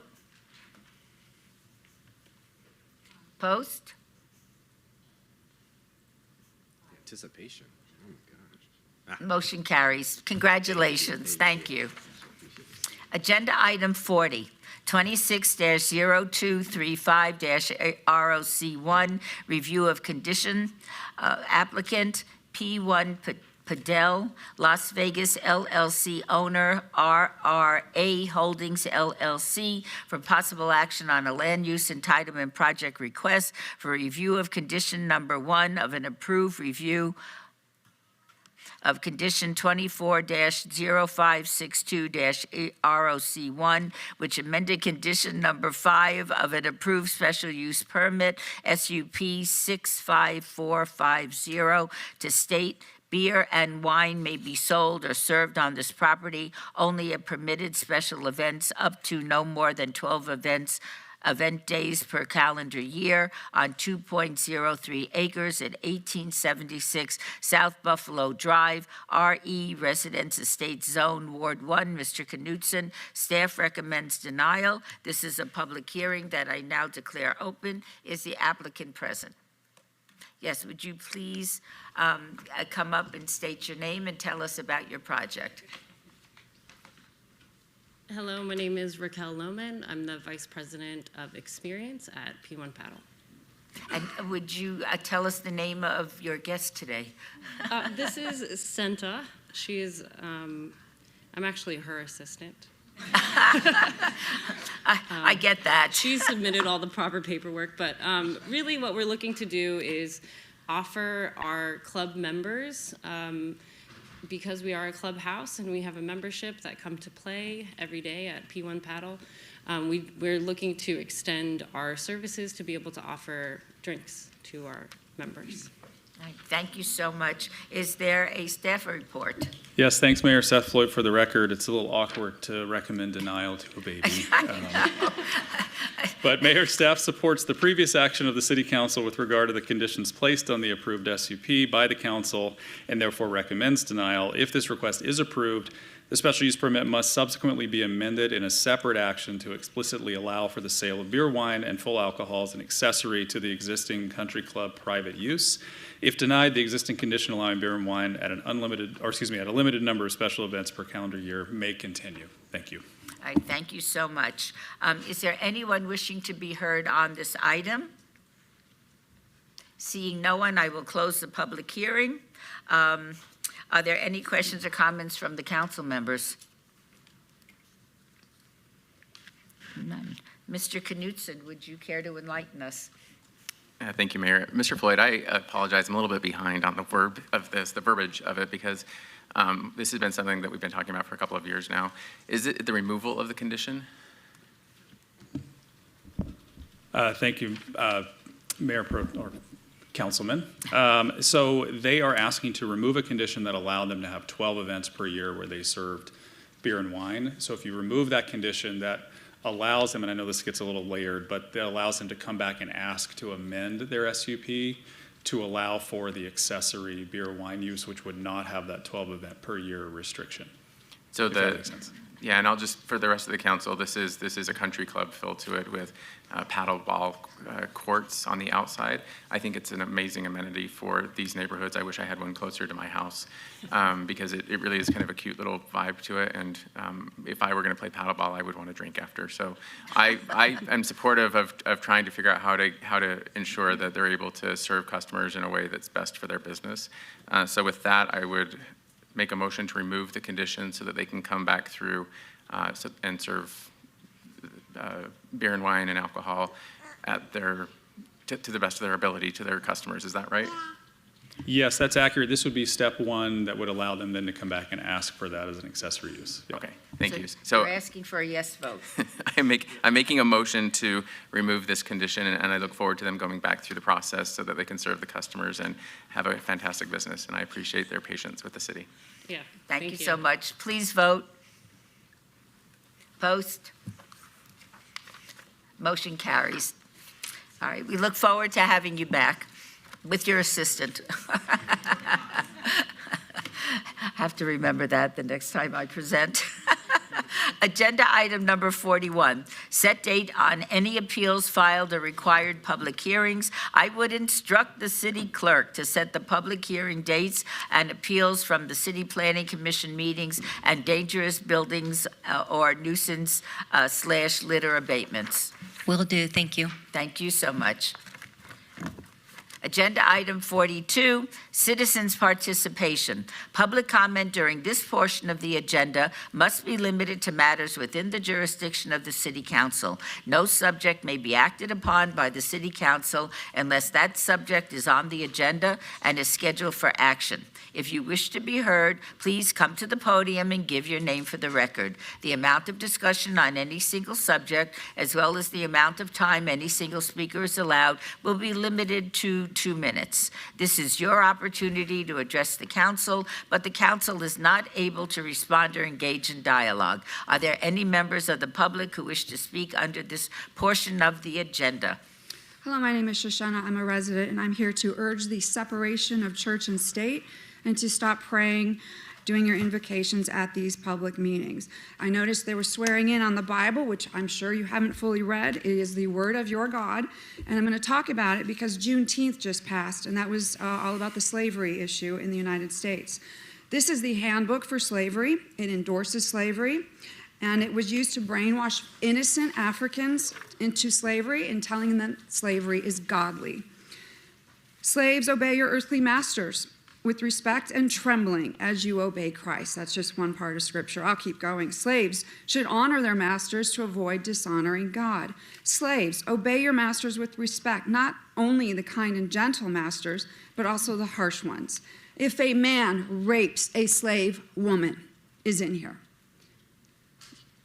the man has to bring a ram to the Lord, and he's forgiven. You can rape women in this book. It's just appalling. I see 6 women up here, and you support this. And I've read it. It's facts. I'm not making it up. You can read any Christian Bible. It's all the same, or Jewish Bible. Again, please stop praying and holding this building as a temple, as a Christian church, a place of worship. There are thousands of churches around here for people to go. They can believe whatever they want. They can believe in slavery. Let them believe in slavery. And by the way, I urge you to honor, again, the separation of church and state. Stop the invocation, since 70% of cities and counties in Nevada do not bring this into these buildings. They don't endorse slavery. They don't endorse the rape, the mass murder, and the incest that is in here as well. It's time to end these invocations. I urge you to at least respect the United States Constitution and respect the fact that people do not believe in all of this as you do. It's a private situation. It's your faith. Believe whatever you want. I refuse to believe in any of this. It's the most gruesome book I have ever read. Thank you. Thank you so much. Is there anyone else wishing to address the City Council? Welcome, and would you state your name for the record? My name is Lenny DeForge. I've been here before. I'm here to talk about my son, Ray Wheatley DeForge. My son, Ray Wheatley DeForge, was a victim of human trafficking.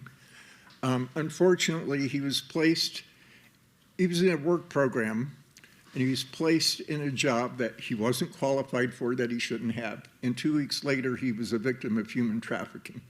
Now, here's my problem with this. This happened over 5 years ago.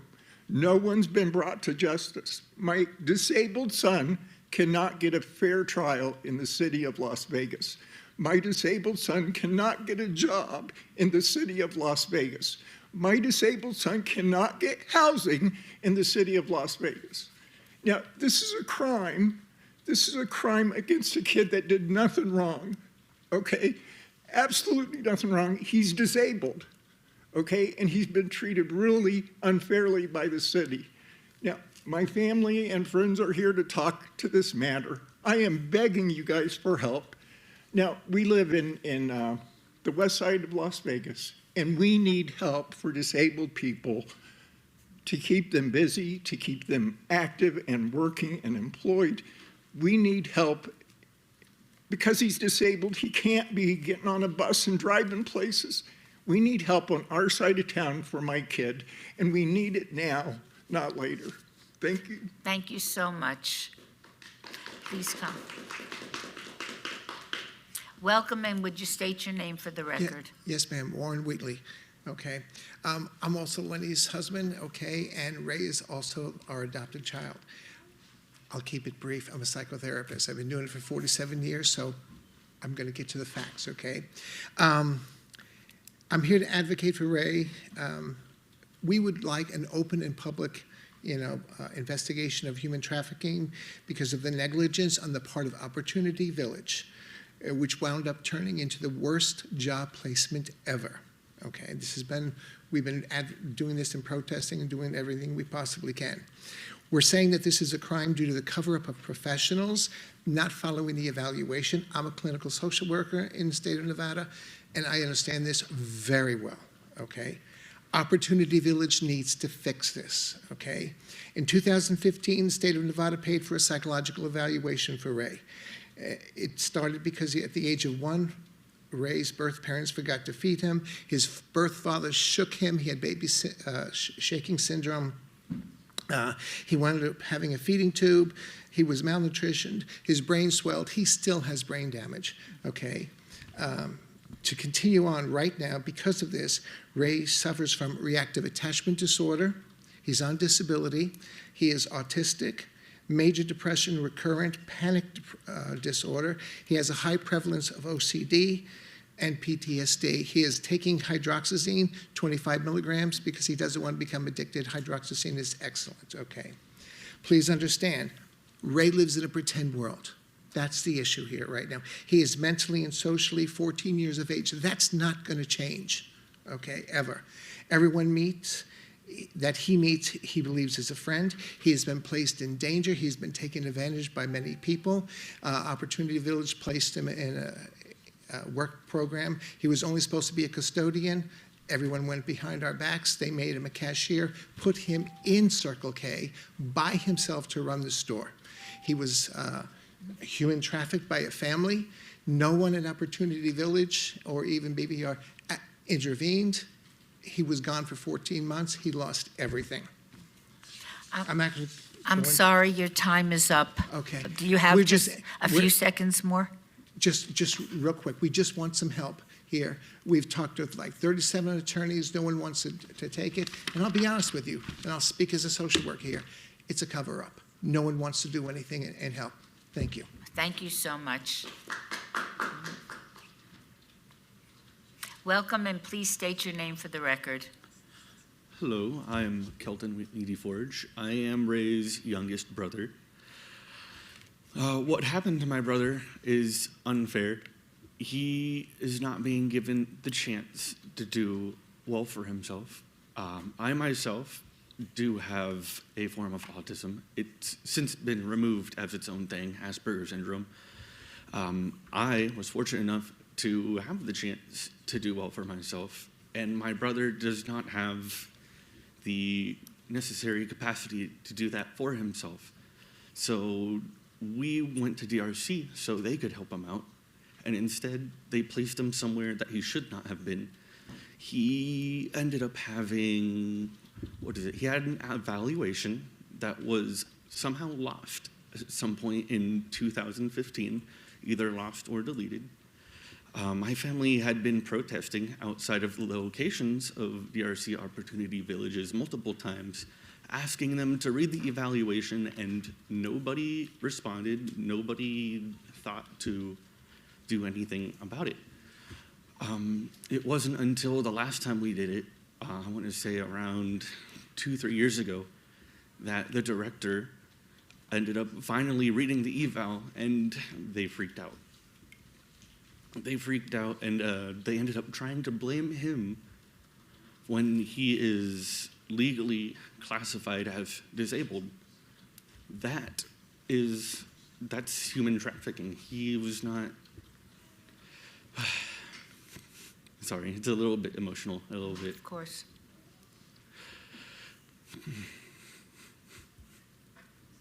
We try to get a couple stations to cover this story and get it out so that my brother can get help.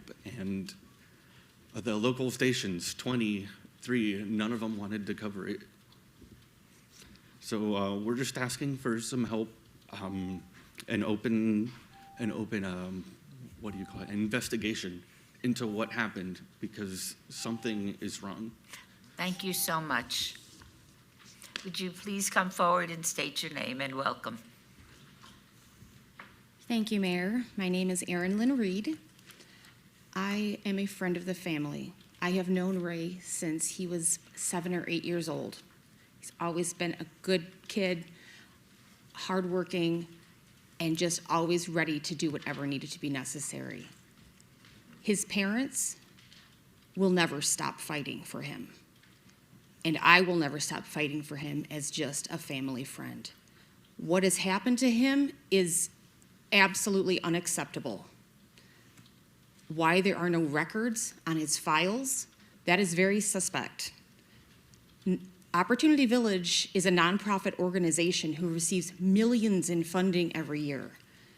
And I'm sorry, it should be an open investigation as to what are they doing with their money and why aren't they taking care of those who they've been entrusted with. This family will not stop fighting for Ray, and you will see us again, and I hope you pay attention to what we're asking for. We're asking for justice for Ray and for anyone else out there who may have been suffering by this too. Thank you. Thank you so much. Please come forward and state your name. My name is Jesse Wheat DeForge. I'm the middle child of my brother. He needs to work. This is not helping out. We need help. Thank you so much. Please come forward, state your name, and welcome. Hello, my name is Sean Bell, and I'm here to talk about road safety. Back in 2021, I suffered the worst thing imaginable that could have happened to me. I lost one of the greatest family members I ever had, my uncle. I lost him to a drunk driving accident where he collided on his motorcycle with an Amazon truck. And ever since then, I have been trying my best to get the roads safer out here. I have been looking for ways for, drunk driving to become less of a thing, and not just drunk driving, but there are such large amounts of construction and potholes everywhere. And I speak for myself, I speak for my family, I speak for everyone here. There is a lot of construction in our city, and it seems that when construction gets started, it never gets finished. There is a running joke out here, I don't know if you've heard it, but the state flower out here is a traffic cone. And that just goes to show that there's a lot of traffic cones no matter where you go, no matter what ward you're in, what neighborhood, there's a lot of traffic cones. And the amount of construction that gets finished causes a lot of traffic lineups, a lot of traffic jams, and it causes, it poses such a threat to the city. And I think that there should be a bigger effort made towards construction being finished, potholes being filled, and, a higher prevention of drunk driving. Because I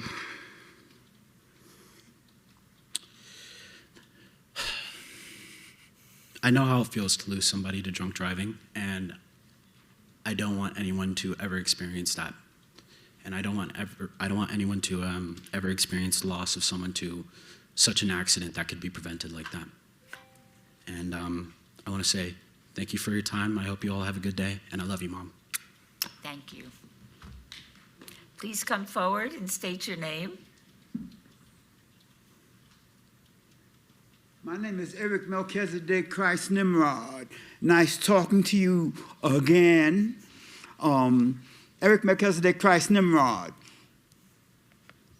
The tribe of Judah, the tribe that Jesus came from, the tribe that King Solomon, King David, the tribe of Judah came from the belly of a Hamitic woman, a so-called black woman, or specifically a Canaanite woman. You can double check that.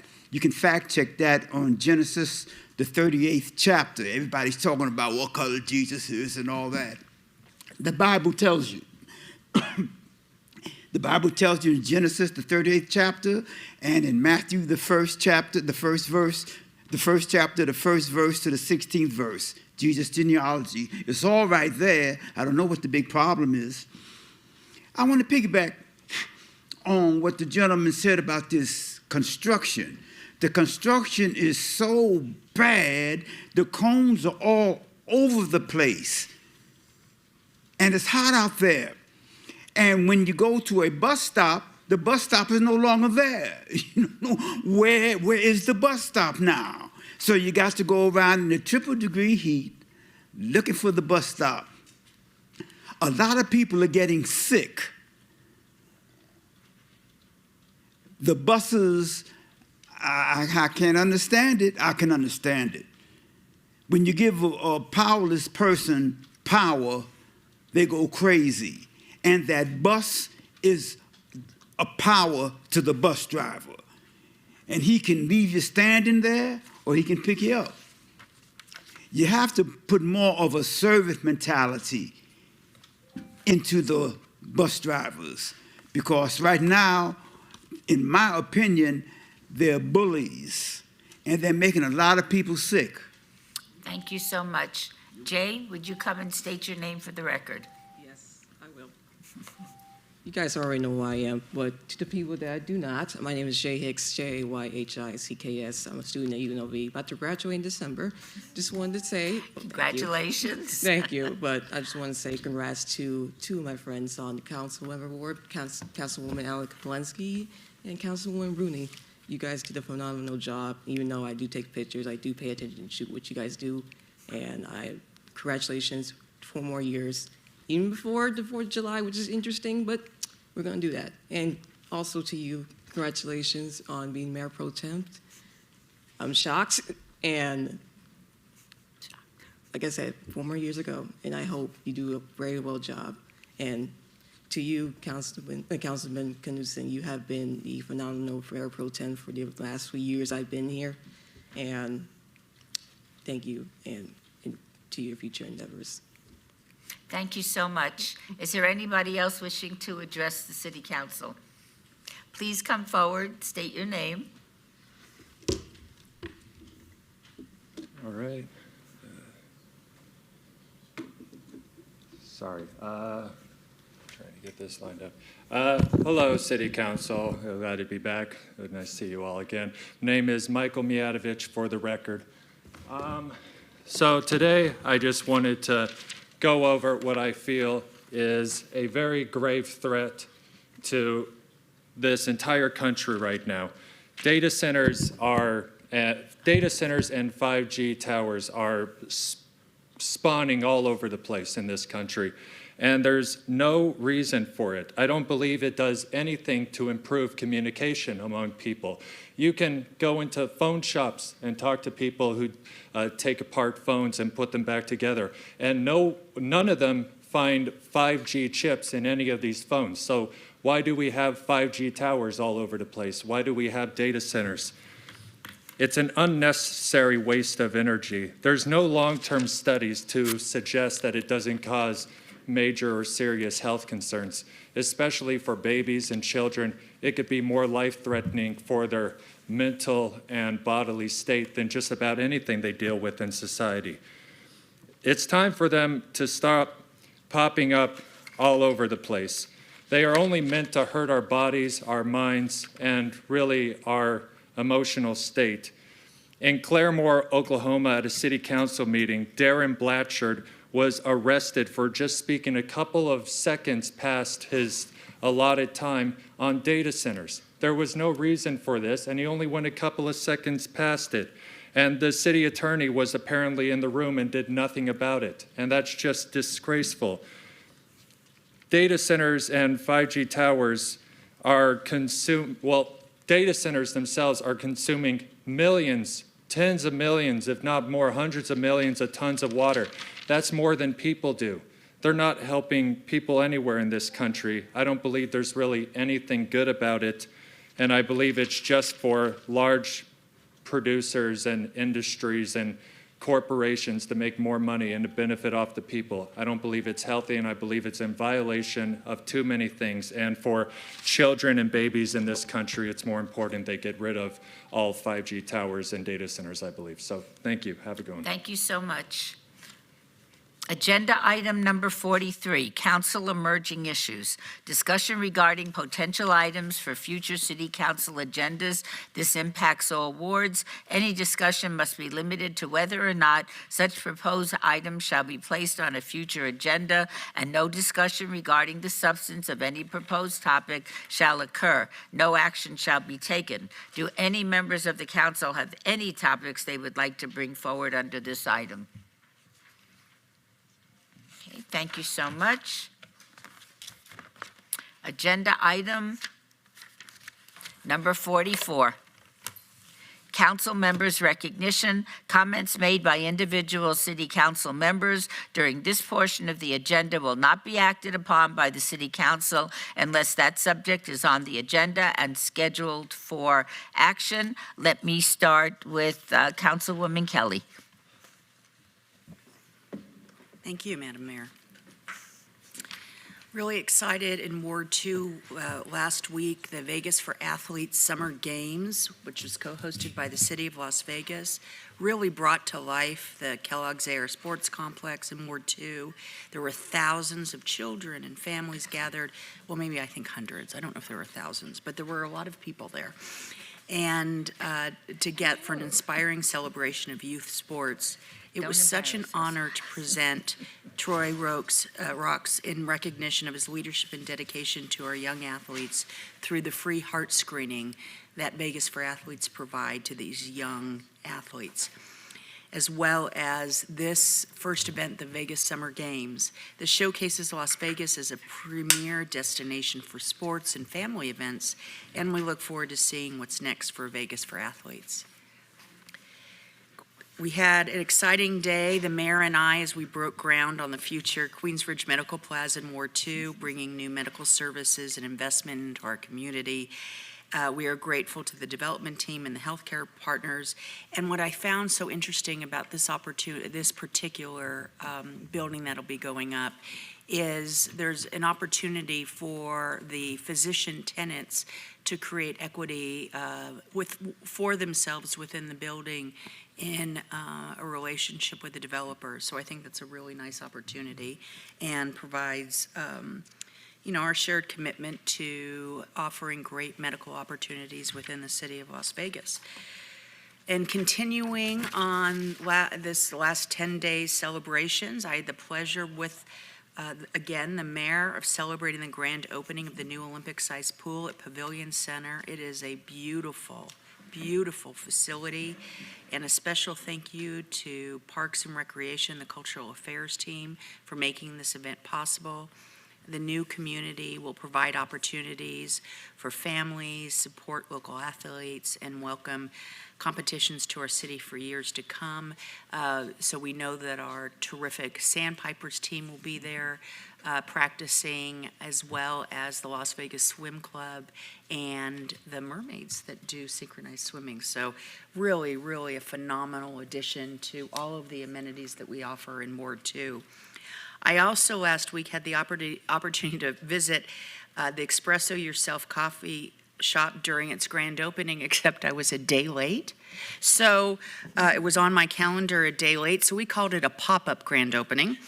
And it was great to meet the staff and customers. I sat for an hour visiting with people, having a coffee, and was able to see from the inside. I know a lot of us have visited the center, but the kindness and compassion with which they greet every person who walks in that door. Some were coming for respite outside of the heat. There's a place to sit. I have a meeting there this afternoon today, and I think it's a great place locally, like so many of our other coffee shops and restaurants. But what a phenomenal way that the center has served our community, providing health service, advocacy, and a welcoming space. I also then was invited, just coincidentally, to the LGBTQIA Chamber of Commerce. And, you take a girl out of chamber, you don't take the chamber out of the girl. And I had a chance to share a few words in talking about how meaningful chambers of commerce are, especially to the small businesses of our community, to provide the spirit of connection and support. And I really appreciated the opportunity to recognize yet more places of diversity, inclusion, to have positive impacts on our business community and help strengthen the city's business community. I also had a great time, and I was glad to attend the grand opening of the Evel Knievel Experience, right in the hearts of our art district. So many of the community came together, again with the mayor. As a neighbor, I feel that she and I could go on our own little tour together, and lovely to see this in the Councilwoman Diaz's district and for yet another offering for our tourism group and our citizens as well. I also returned this week to the Pavilion Center Pool Complex to film Access City, and I did it both on the internal, talking about all the things that we do, and most importantly, we have swimming lessons from as young as 18 months to adults, and it is such a welcoming place. My goddaughter doesn't know how to swim, and she's 40. And as a result of her not knowing how to swim, she doesn't take my granddaughter to swim a lot. And it's the #1 cause of accidental death for children under the age of 7. And I know that we have several pools within our city also teaching swim classes, so important. So we offer that as for adults as well. And I was able to visit with our Olympian athletes. You'll see that in the picture. So proud of them, along with the Sandpipers coach, Ron Aiken. And it's just another exciting amenity, as I've said now numerous times. And then I went next door to the Veterans Memorial Community Center for a ribbon cutting of our little library. Those are a bunch of the children from summer camp. And I am a huge fan of little libraries. And what was neat is many of the children knew what they were. Nicole from the community center told me they've had to restock since that went up a couple of times already. Someone had come in and also donated a lot of books. And for those little libraries that are in our communities, what a terrific thing to offer free books to borrow, share, and you can put books there that have been your favorite that you've read it all. So I also wanted to, I'm looking forward to being at the Summerlin Parade, my first parade riding, which is really exciting for me. I'm going to bring my youngest daughter, and I'm getting tips from many of you, many of my colleagues here. I appreciate that. And finally, I want to introduce to you our intern, Brooke Danner, who is sitting by my side today. Brooke has been with us for several months. She is a writer. She is an avid reader, a traveler. She'll be graduating it's interesting, I was going to say from high school, but she's not graduating from a high school. She's graduating as a homeschooler as a senior. And she'll be taking a gap year for a mission and looks forward to that mission helping to inform what she wants to study and do at college. And she's thinking about counseling, and she's pretty certain that she's going to, that experience as a missionary will help shape that decision process. So I asked her also, what's the best and less ideal parts of working as an intern? And she's such a lovely young lady. She said meeting and working with the amazing staff. She said there wasn't a less ideal. I'm not convinced of that, but I did appreciate her discretion and not having something to suggest. And she certainly is kind, committed, and smart, as we love to make sure we're surrounding ourselves with those types of people here at the city. Thank you, Mayor. Thank you so much. Ms. Bruni. Thank you, Mayor. Last month, we partnered with Councilwoman Kelly for a fraud prevention session, helping over 60 seniors learn how to spot scams and protect themselves. Thanks to the FBI and the Nevada Senior Law Program for providing such helpful information.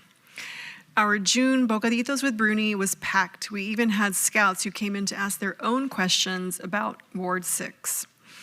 We loved partnering with the Centennial Hills YMCA and the Centennial Hills Active Adult Center for our first Father's Day pool party. Thank you to all the dads and father figures who support and strengthen our families. Fun was had by all. Last week, we took advantage of our Access City Council episode to spread the word about opportunities available for our young people this summer. Thanks to the Centennial Hills Library Manager, Robbie DeBuff, and YMCA COO, Emily Sowers, for joining us. Our police officers are out serving our community no matter the temperature. So Ward 6 was happy to stock Northwest Area Command's freezer with some ice cream to keep our officers cool. I was honored to welcome Southern Nevada Forum participants to City Hall last week, where they shared the top policy priorities as we prepare for the 2027 legislative session. Nearly 40 women came together for a night of creativity and connection, including some of our female veterans. Our Connector series community keeps growing, and we're so grateful. A huge thank you to Board and Brush Centennial Hills for hosting us this month and creating such a warm, welcoming space. We've got 2 events coming up. We'll be hosting our July monthly Bocaditos with Bruni on July 9th from 9 to 10 at our Centennial Hills Y satellite office. And then don't miss the party of the year, July 4th, our Blast Off in the Basin starting at 7 p.m. Please join us. Thank you. Thank you so much, Mayor Pro Tem. Thank you, Madam Mayor. First and foremost, again, congratulations to both my colleagues for 4 more years. These first 4 went by super fast, and I can't wait to continue to do amazing, positive work on behalf of the entire city together. On June 18th, I have the pleasure of celebrating the graduation of the pre-K class at Wardell Strong Start Academy. Congratulations to this bright and brilliant class of pre-K students, and I wish them the best as they head into kindergarten. On June 22nd, as stated by Councilwoman Kelly, the LGBTQ Center unveiled Espresso Yourself in partnership with Nevada Energy Foundation. This amazing new coffee shop will not only offer delicious coffee offerings and pastries, but it is also a workforce development program that's helping staff develop important job skills in their employees and grow confident on their path towards a meaningful job. Congrats to everyone, and please stop by to support them. That's another coffee experience in Ward 3. On June 25th, the Gay and Lesbian Chamber of Commerce of Nevada was here at our very civic center, and again, Councilwoman Kelly and the mayor were you also there? Oh, I was Yep. there. And the mayor were also in attendance, and it's always great for our staff to cover topics ranging from business licensing, purchasing and contracts, and business incentives and development projects. I want to thank everyone who joined and those who presented, and please follow the Gay and Lesbian Chamber to stay connected and get involved. The Evel Knievel experience is here in the Ward 3, and again, the mayor's been on tour. So has the governor made an appearance at this newest addition to the Arts District. It's at the Old Mission Linen Building, and the new attraction offers an up-close look at Evel Knievel's life, legacy, and cultural impact through immersive exhibits, rare artifacts, and hands-on experiences that capture the ambition and risk behind his career. And one thing that I think a lot of us Las Vegans remember about Evel Knievel was that stunt he pulled jumping over Caesar's Palace fountains many moons ago. So if you don't know who Evel Knievel is, go ahead and Google him. You will be surprised. Go to the museum. And go to the museum. Get your tickets today. All right. Yankee Doodle at the Pool on July 2nd. Baker Pool is hosting a free offering for the community, 11 a.m. to 3 p.m. And the Doolittle Pools and Freedom Park Pool is also going to be open 6 to 9. So come on down and get into the patriotic spirit tomorrow. It's not free, sorry. Cost is $2 for children, $3 for adults, but children 3 years and younger are free. Call 702-229-6309 for more information. There's a free mobile medical clinic at East Las Vegas Community Center, so anyone not insured, underinsured, doesn't have a doctor, needs to be seen, please take advantage of this offering. It's happening tomorrow, July 2nd, 3 to 7 p.m. All ages are welcome. No appointments are needed. This is free medical care in partnership with Turo. So if you don't know where East Las Vegas Community Center is at, it's on Stewart and Eastern, 250 North Eastern Avenue. Please share and visit that access point if you are in need of medical care. Celebrate the 4th of July. I'm just going to blast this really quick because I'm sure Councilwoman Summers Armstrong is going to touch on it, so we can go to the next slide. This is really important, as was mentioned about construction and cones. We try to be transparent and let everyone know when there's going to be inconveniences. So there will be a casino center closure at Charleston Boulevard July 13th through July 31st. And this is because that storm drain construction project has to put these ginormous culverts in the road, and there's no way about it. We have to kind of shutter the area and get the work done. So take a look at that. If you're heading to the Arts District, you probably want to plan your route wisely. And that's it for me, Mayor. Our office is always here to heed any input or any needs, 702-229-4623, or email us. Thank you so much. Happy 4th to everyone. Oh, happy 4th. Thank you so much. Councilman Knudsen, who is your guest? Thank you, Madam Mayor. I'm going to turn it over to Nicholas from Cimarron Memorial High School to read the comments. Hello, everybody. Thank you, Mayor Berkeley. This month is National Parks and Recreation Month. And this month, we will be celebrating the City of Las Vegas' commitment to maintaining more than 80 parks, trails, and recreation spaces that strengthen our neighborhoods. Our recreation programs support residents of all ages through sports, classes, adaptive activities, and community events. This month encourages everyone to explore our parks, participate in local activities, and recognize the staff who keep these spaces safe, welcoming, and vibrant. And as you all know, Saturday is July 4th. So if you have nothing to do, bring the family to celebrate America's 250th with a community aerial drone and fireworks show on Saturday, July 4th at 7 p.m.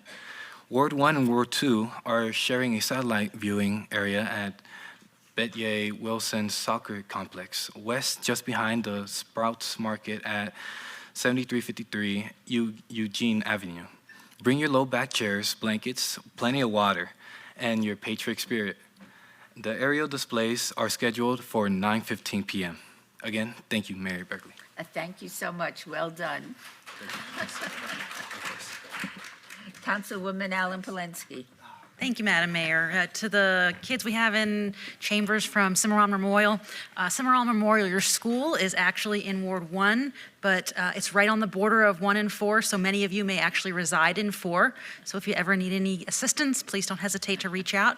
Love to have you here, love to have you participate, and hopefully you had a nice civic lesson today.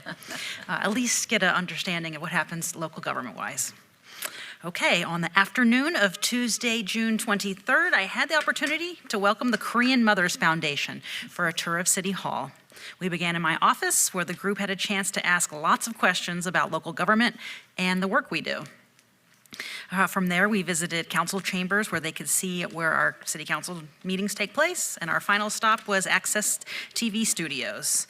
If you're interested in having a city hall tour yourself, you can head to www.lasvegasnevada.gov, where our cultural affairs team has a new offering, tours available of Las Vegas City Hall and our Civic Center building across the street. On Saturday, June 27th, the Thunderbirds gave our community an incredible flyover in celebration of America's 250th birthday. It was truly an unforgettable experience. We were so grateful to witness this from the northwest part of the valley. As you can see in the first picture there were cars and people on every berm, every freeway overpass, every high visibility position. It was fabulous. A special thank you to the United States Air Force and the Thunderbirds for taking time to share such an amazing display with our community. If you looked at the picture on the right, Mayor, that is the top of Lone Mountain. And I had every expectation to drive there and climb to the top of the Lone Mountain for that perspective, and it was standing room only. Wow. Pretty fabulous. On Saturday, we will celebrate, as it was mentioned before, America's 250th anniversary. 250 years of independence and freedom. It will be at Buckskin Basin Park, will be the central location. We're going to have prizes and games and a great drone show and fireworks. Mayor will be there. Be sure to bring your low back chairs, blankets, and plenty of water because it will be hot. We live in Las Vegas. I look forward to seeing everybody there. Next up, take a moment to please look at these faces on the slide. 17 teens are still missing from our community. If you recognize any of them or have any information that could help, please contact LVMPD Missing Person Detail at 702-828-3111. And lastly, you can stay up to date with community news, updates, and happenings in Ward 4 by following us on Facebook, Instagram, X, all the things. If you have any specific needs, don't hesitate to call us directly at 702-229-2524. We are here to provide any assistance that we can. Thank you, Mayor. Thank you so much. And I don't know if you recall, but you gave me my first tour of City Hall as well. So, yes, and to conclude our last agenda item, Councilwoman Summers Armstrong. Thank you, Madam Mayor. We're just going to do a quick recap. On June 17th, during the last City Council meeting, the City Department of Youth and Youth Development and Social Initiatives, in partnership with the Department of Public Safety, honored winners of the Ward 5 Safety Video Contest. This contest encouraged local students to showcase creative ways to promote safe behaviors on or around city streets. The winning students and their families were invited to a special celebratory breakfast and recognized during the City Council meeting for their outstanding contributions. We're mentioning this today again because these young people are now all over social media. We've got congratulations to our overall winner, Chauncey of Mabel Hogard, our middle school winner, Mateus, who is at, oh my goodness, Mateus at Swainston, and Kevin and Uratsi are from Cimarron Memorial High School. And so you all, Mr. McNaught, I just want you to know your students represented and they did a great job. So please check out social media. Their videos and their presentations are on all platforms except, I think, TikTok, because I don't have that yet. So thank you all for participating, and we hope that you all will look forward to this next year, and other wards will be doing it as well. When you talk about public safety and road safety, this is a group effort. We have to do it all together, and so thank you for being concerned and for your students participating. On June 17th in the afternoon, we were with Cherry Development in partnership with the City of Las Vegas, held the grand opening and ribbon cutting for the new Share West Side mixed-use development in Ward 5. This project will not only bring much-needed housing to the area, but it will also create small business opportunities through commercial retail space located on the ground floor. It was an amazing event. Thank you, Mayor, for being there. Our previous city councilman, Cedric Creer, was in attendance, as well as our previous mayors, Goodman. It was a beautiful celebration, and we are so excited for future redevelopment and renaissance in the historic West Side. On June 20th, the City of Las Vegas and Rainbow Dreams Educational Foundation partnered to host the highly anticipated 25th Annual Juneteenth Festival. We also want to make sure that you know that the City of North Las Vegas and Clark County also helped support this event. This year marked an exciting new chapter for the festival with its move to Symphony Park. This year exceeded our expectations, and we received overwhelmingly positive feedback. The outdoor festival and marketplace in the park featured local vendors, food trucks, live music from DJ Kelly J, and performances by talented local artists. The music and atmosphere was vibing because it's a vibe in Ward 5. And at the end of the night, we finished off the momentous celebration with dancing and fireworks. We also had 2 sold-out performances by the headliner, Christopher Williams, inside Myron's. And I just want to thank everyone for coming out to this event and contributing to the success of this festival. And we certainly look forward to an outstanding event in 2027. Also last week on June 25th, we were at the Strong Start Academy where they held their pre-K graduation. The Strong Start Academy staff, students, and their families came to celebrate these students' amazing achievements for the past school year and the milestones of moving into kindergarten in the fall. I am proud of these graduates and this program as it is an investment in early childhood education. Thank you, Dr. Malich and your staff and all of the staff at Strong Start Pre-K. It was an amazing event. I got to share a few words with the parents, and I'm excited to see these kids one day show up here in Chambers, as you are here, Cimarron, and to participate in our civic process. Now, I'd like to hand the reins over for our upcoming events to my summer intern, Roger Randolph from Democracy Prep. He's going to close it out for us. So for upcoming events, join us on this Saturday at Children's Memorial Park for this outdoor fireworks viewing party on the 250th anniversary of the United States of America and 4th of July celebration. This event is free and open to the public, so bring your friends and family to enjoy the aerial display nearby, including fireworks, trivia, music, prizes, and food trucks. We invite you to bring your chairs, blankets, and patriotic spirit to enjoy the fireworks and drone show that begins at 7 p.m. We hope to see you there. Kids Caster Studios is hosting a sports broadcasting session from June 10th through July 29th at the Becker Technology Center for kids ages 10 through 14. They'll be learning how to conduct on-court sport interviews, record and edit podcast episodes, hosting and production, creating personal highlight reels, and learning mic techniques. This will include podcast studio access, on-court filming experience, and the opportunity to build a personal portfolio. If this is something your children are interested in, don't hesitate to sign them up by calling 702-229-2220.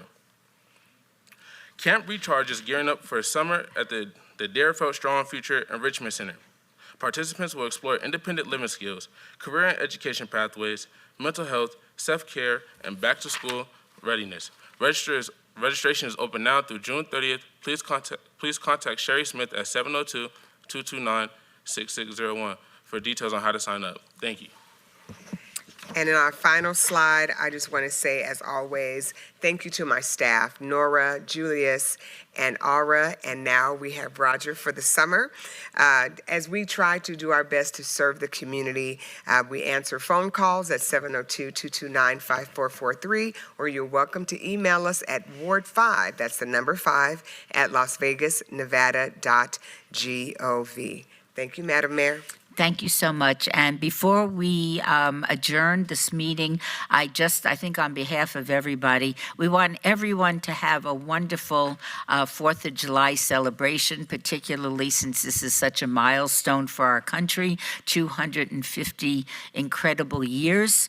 But we want to make sure that everybody is safe when it comes to fireworks. If you are a parent, please keep an eye on your children. They should not be playing with fireworks on their own. And for everybody, let's celebrate this very special occasion for our country, but let's make sure that everybody is safe and sane, and that on July 5th, everybody maintains all of their fingers and their arms and their toes to make sure that nothing has happened. So with that, I hope that you will join me in the olive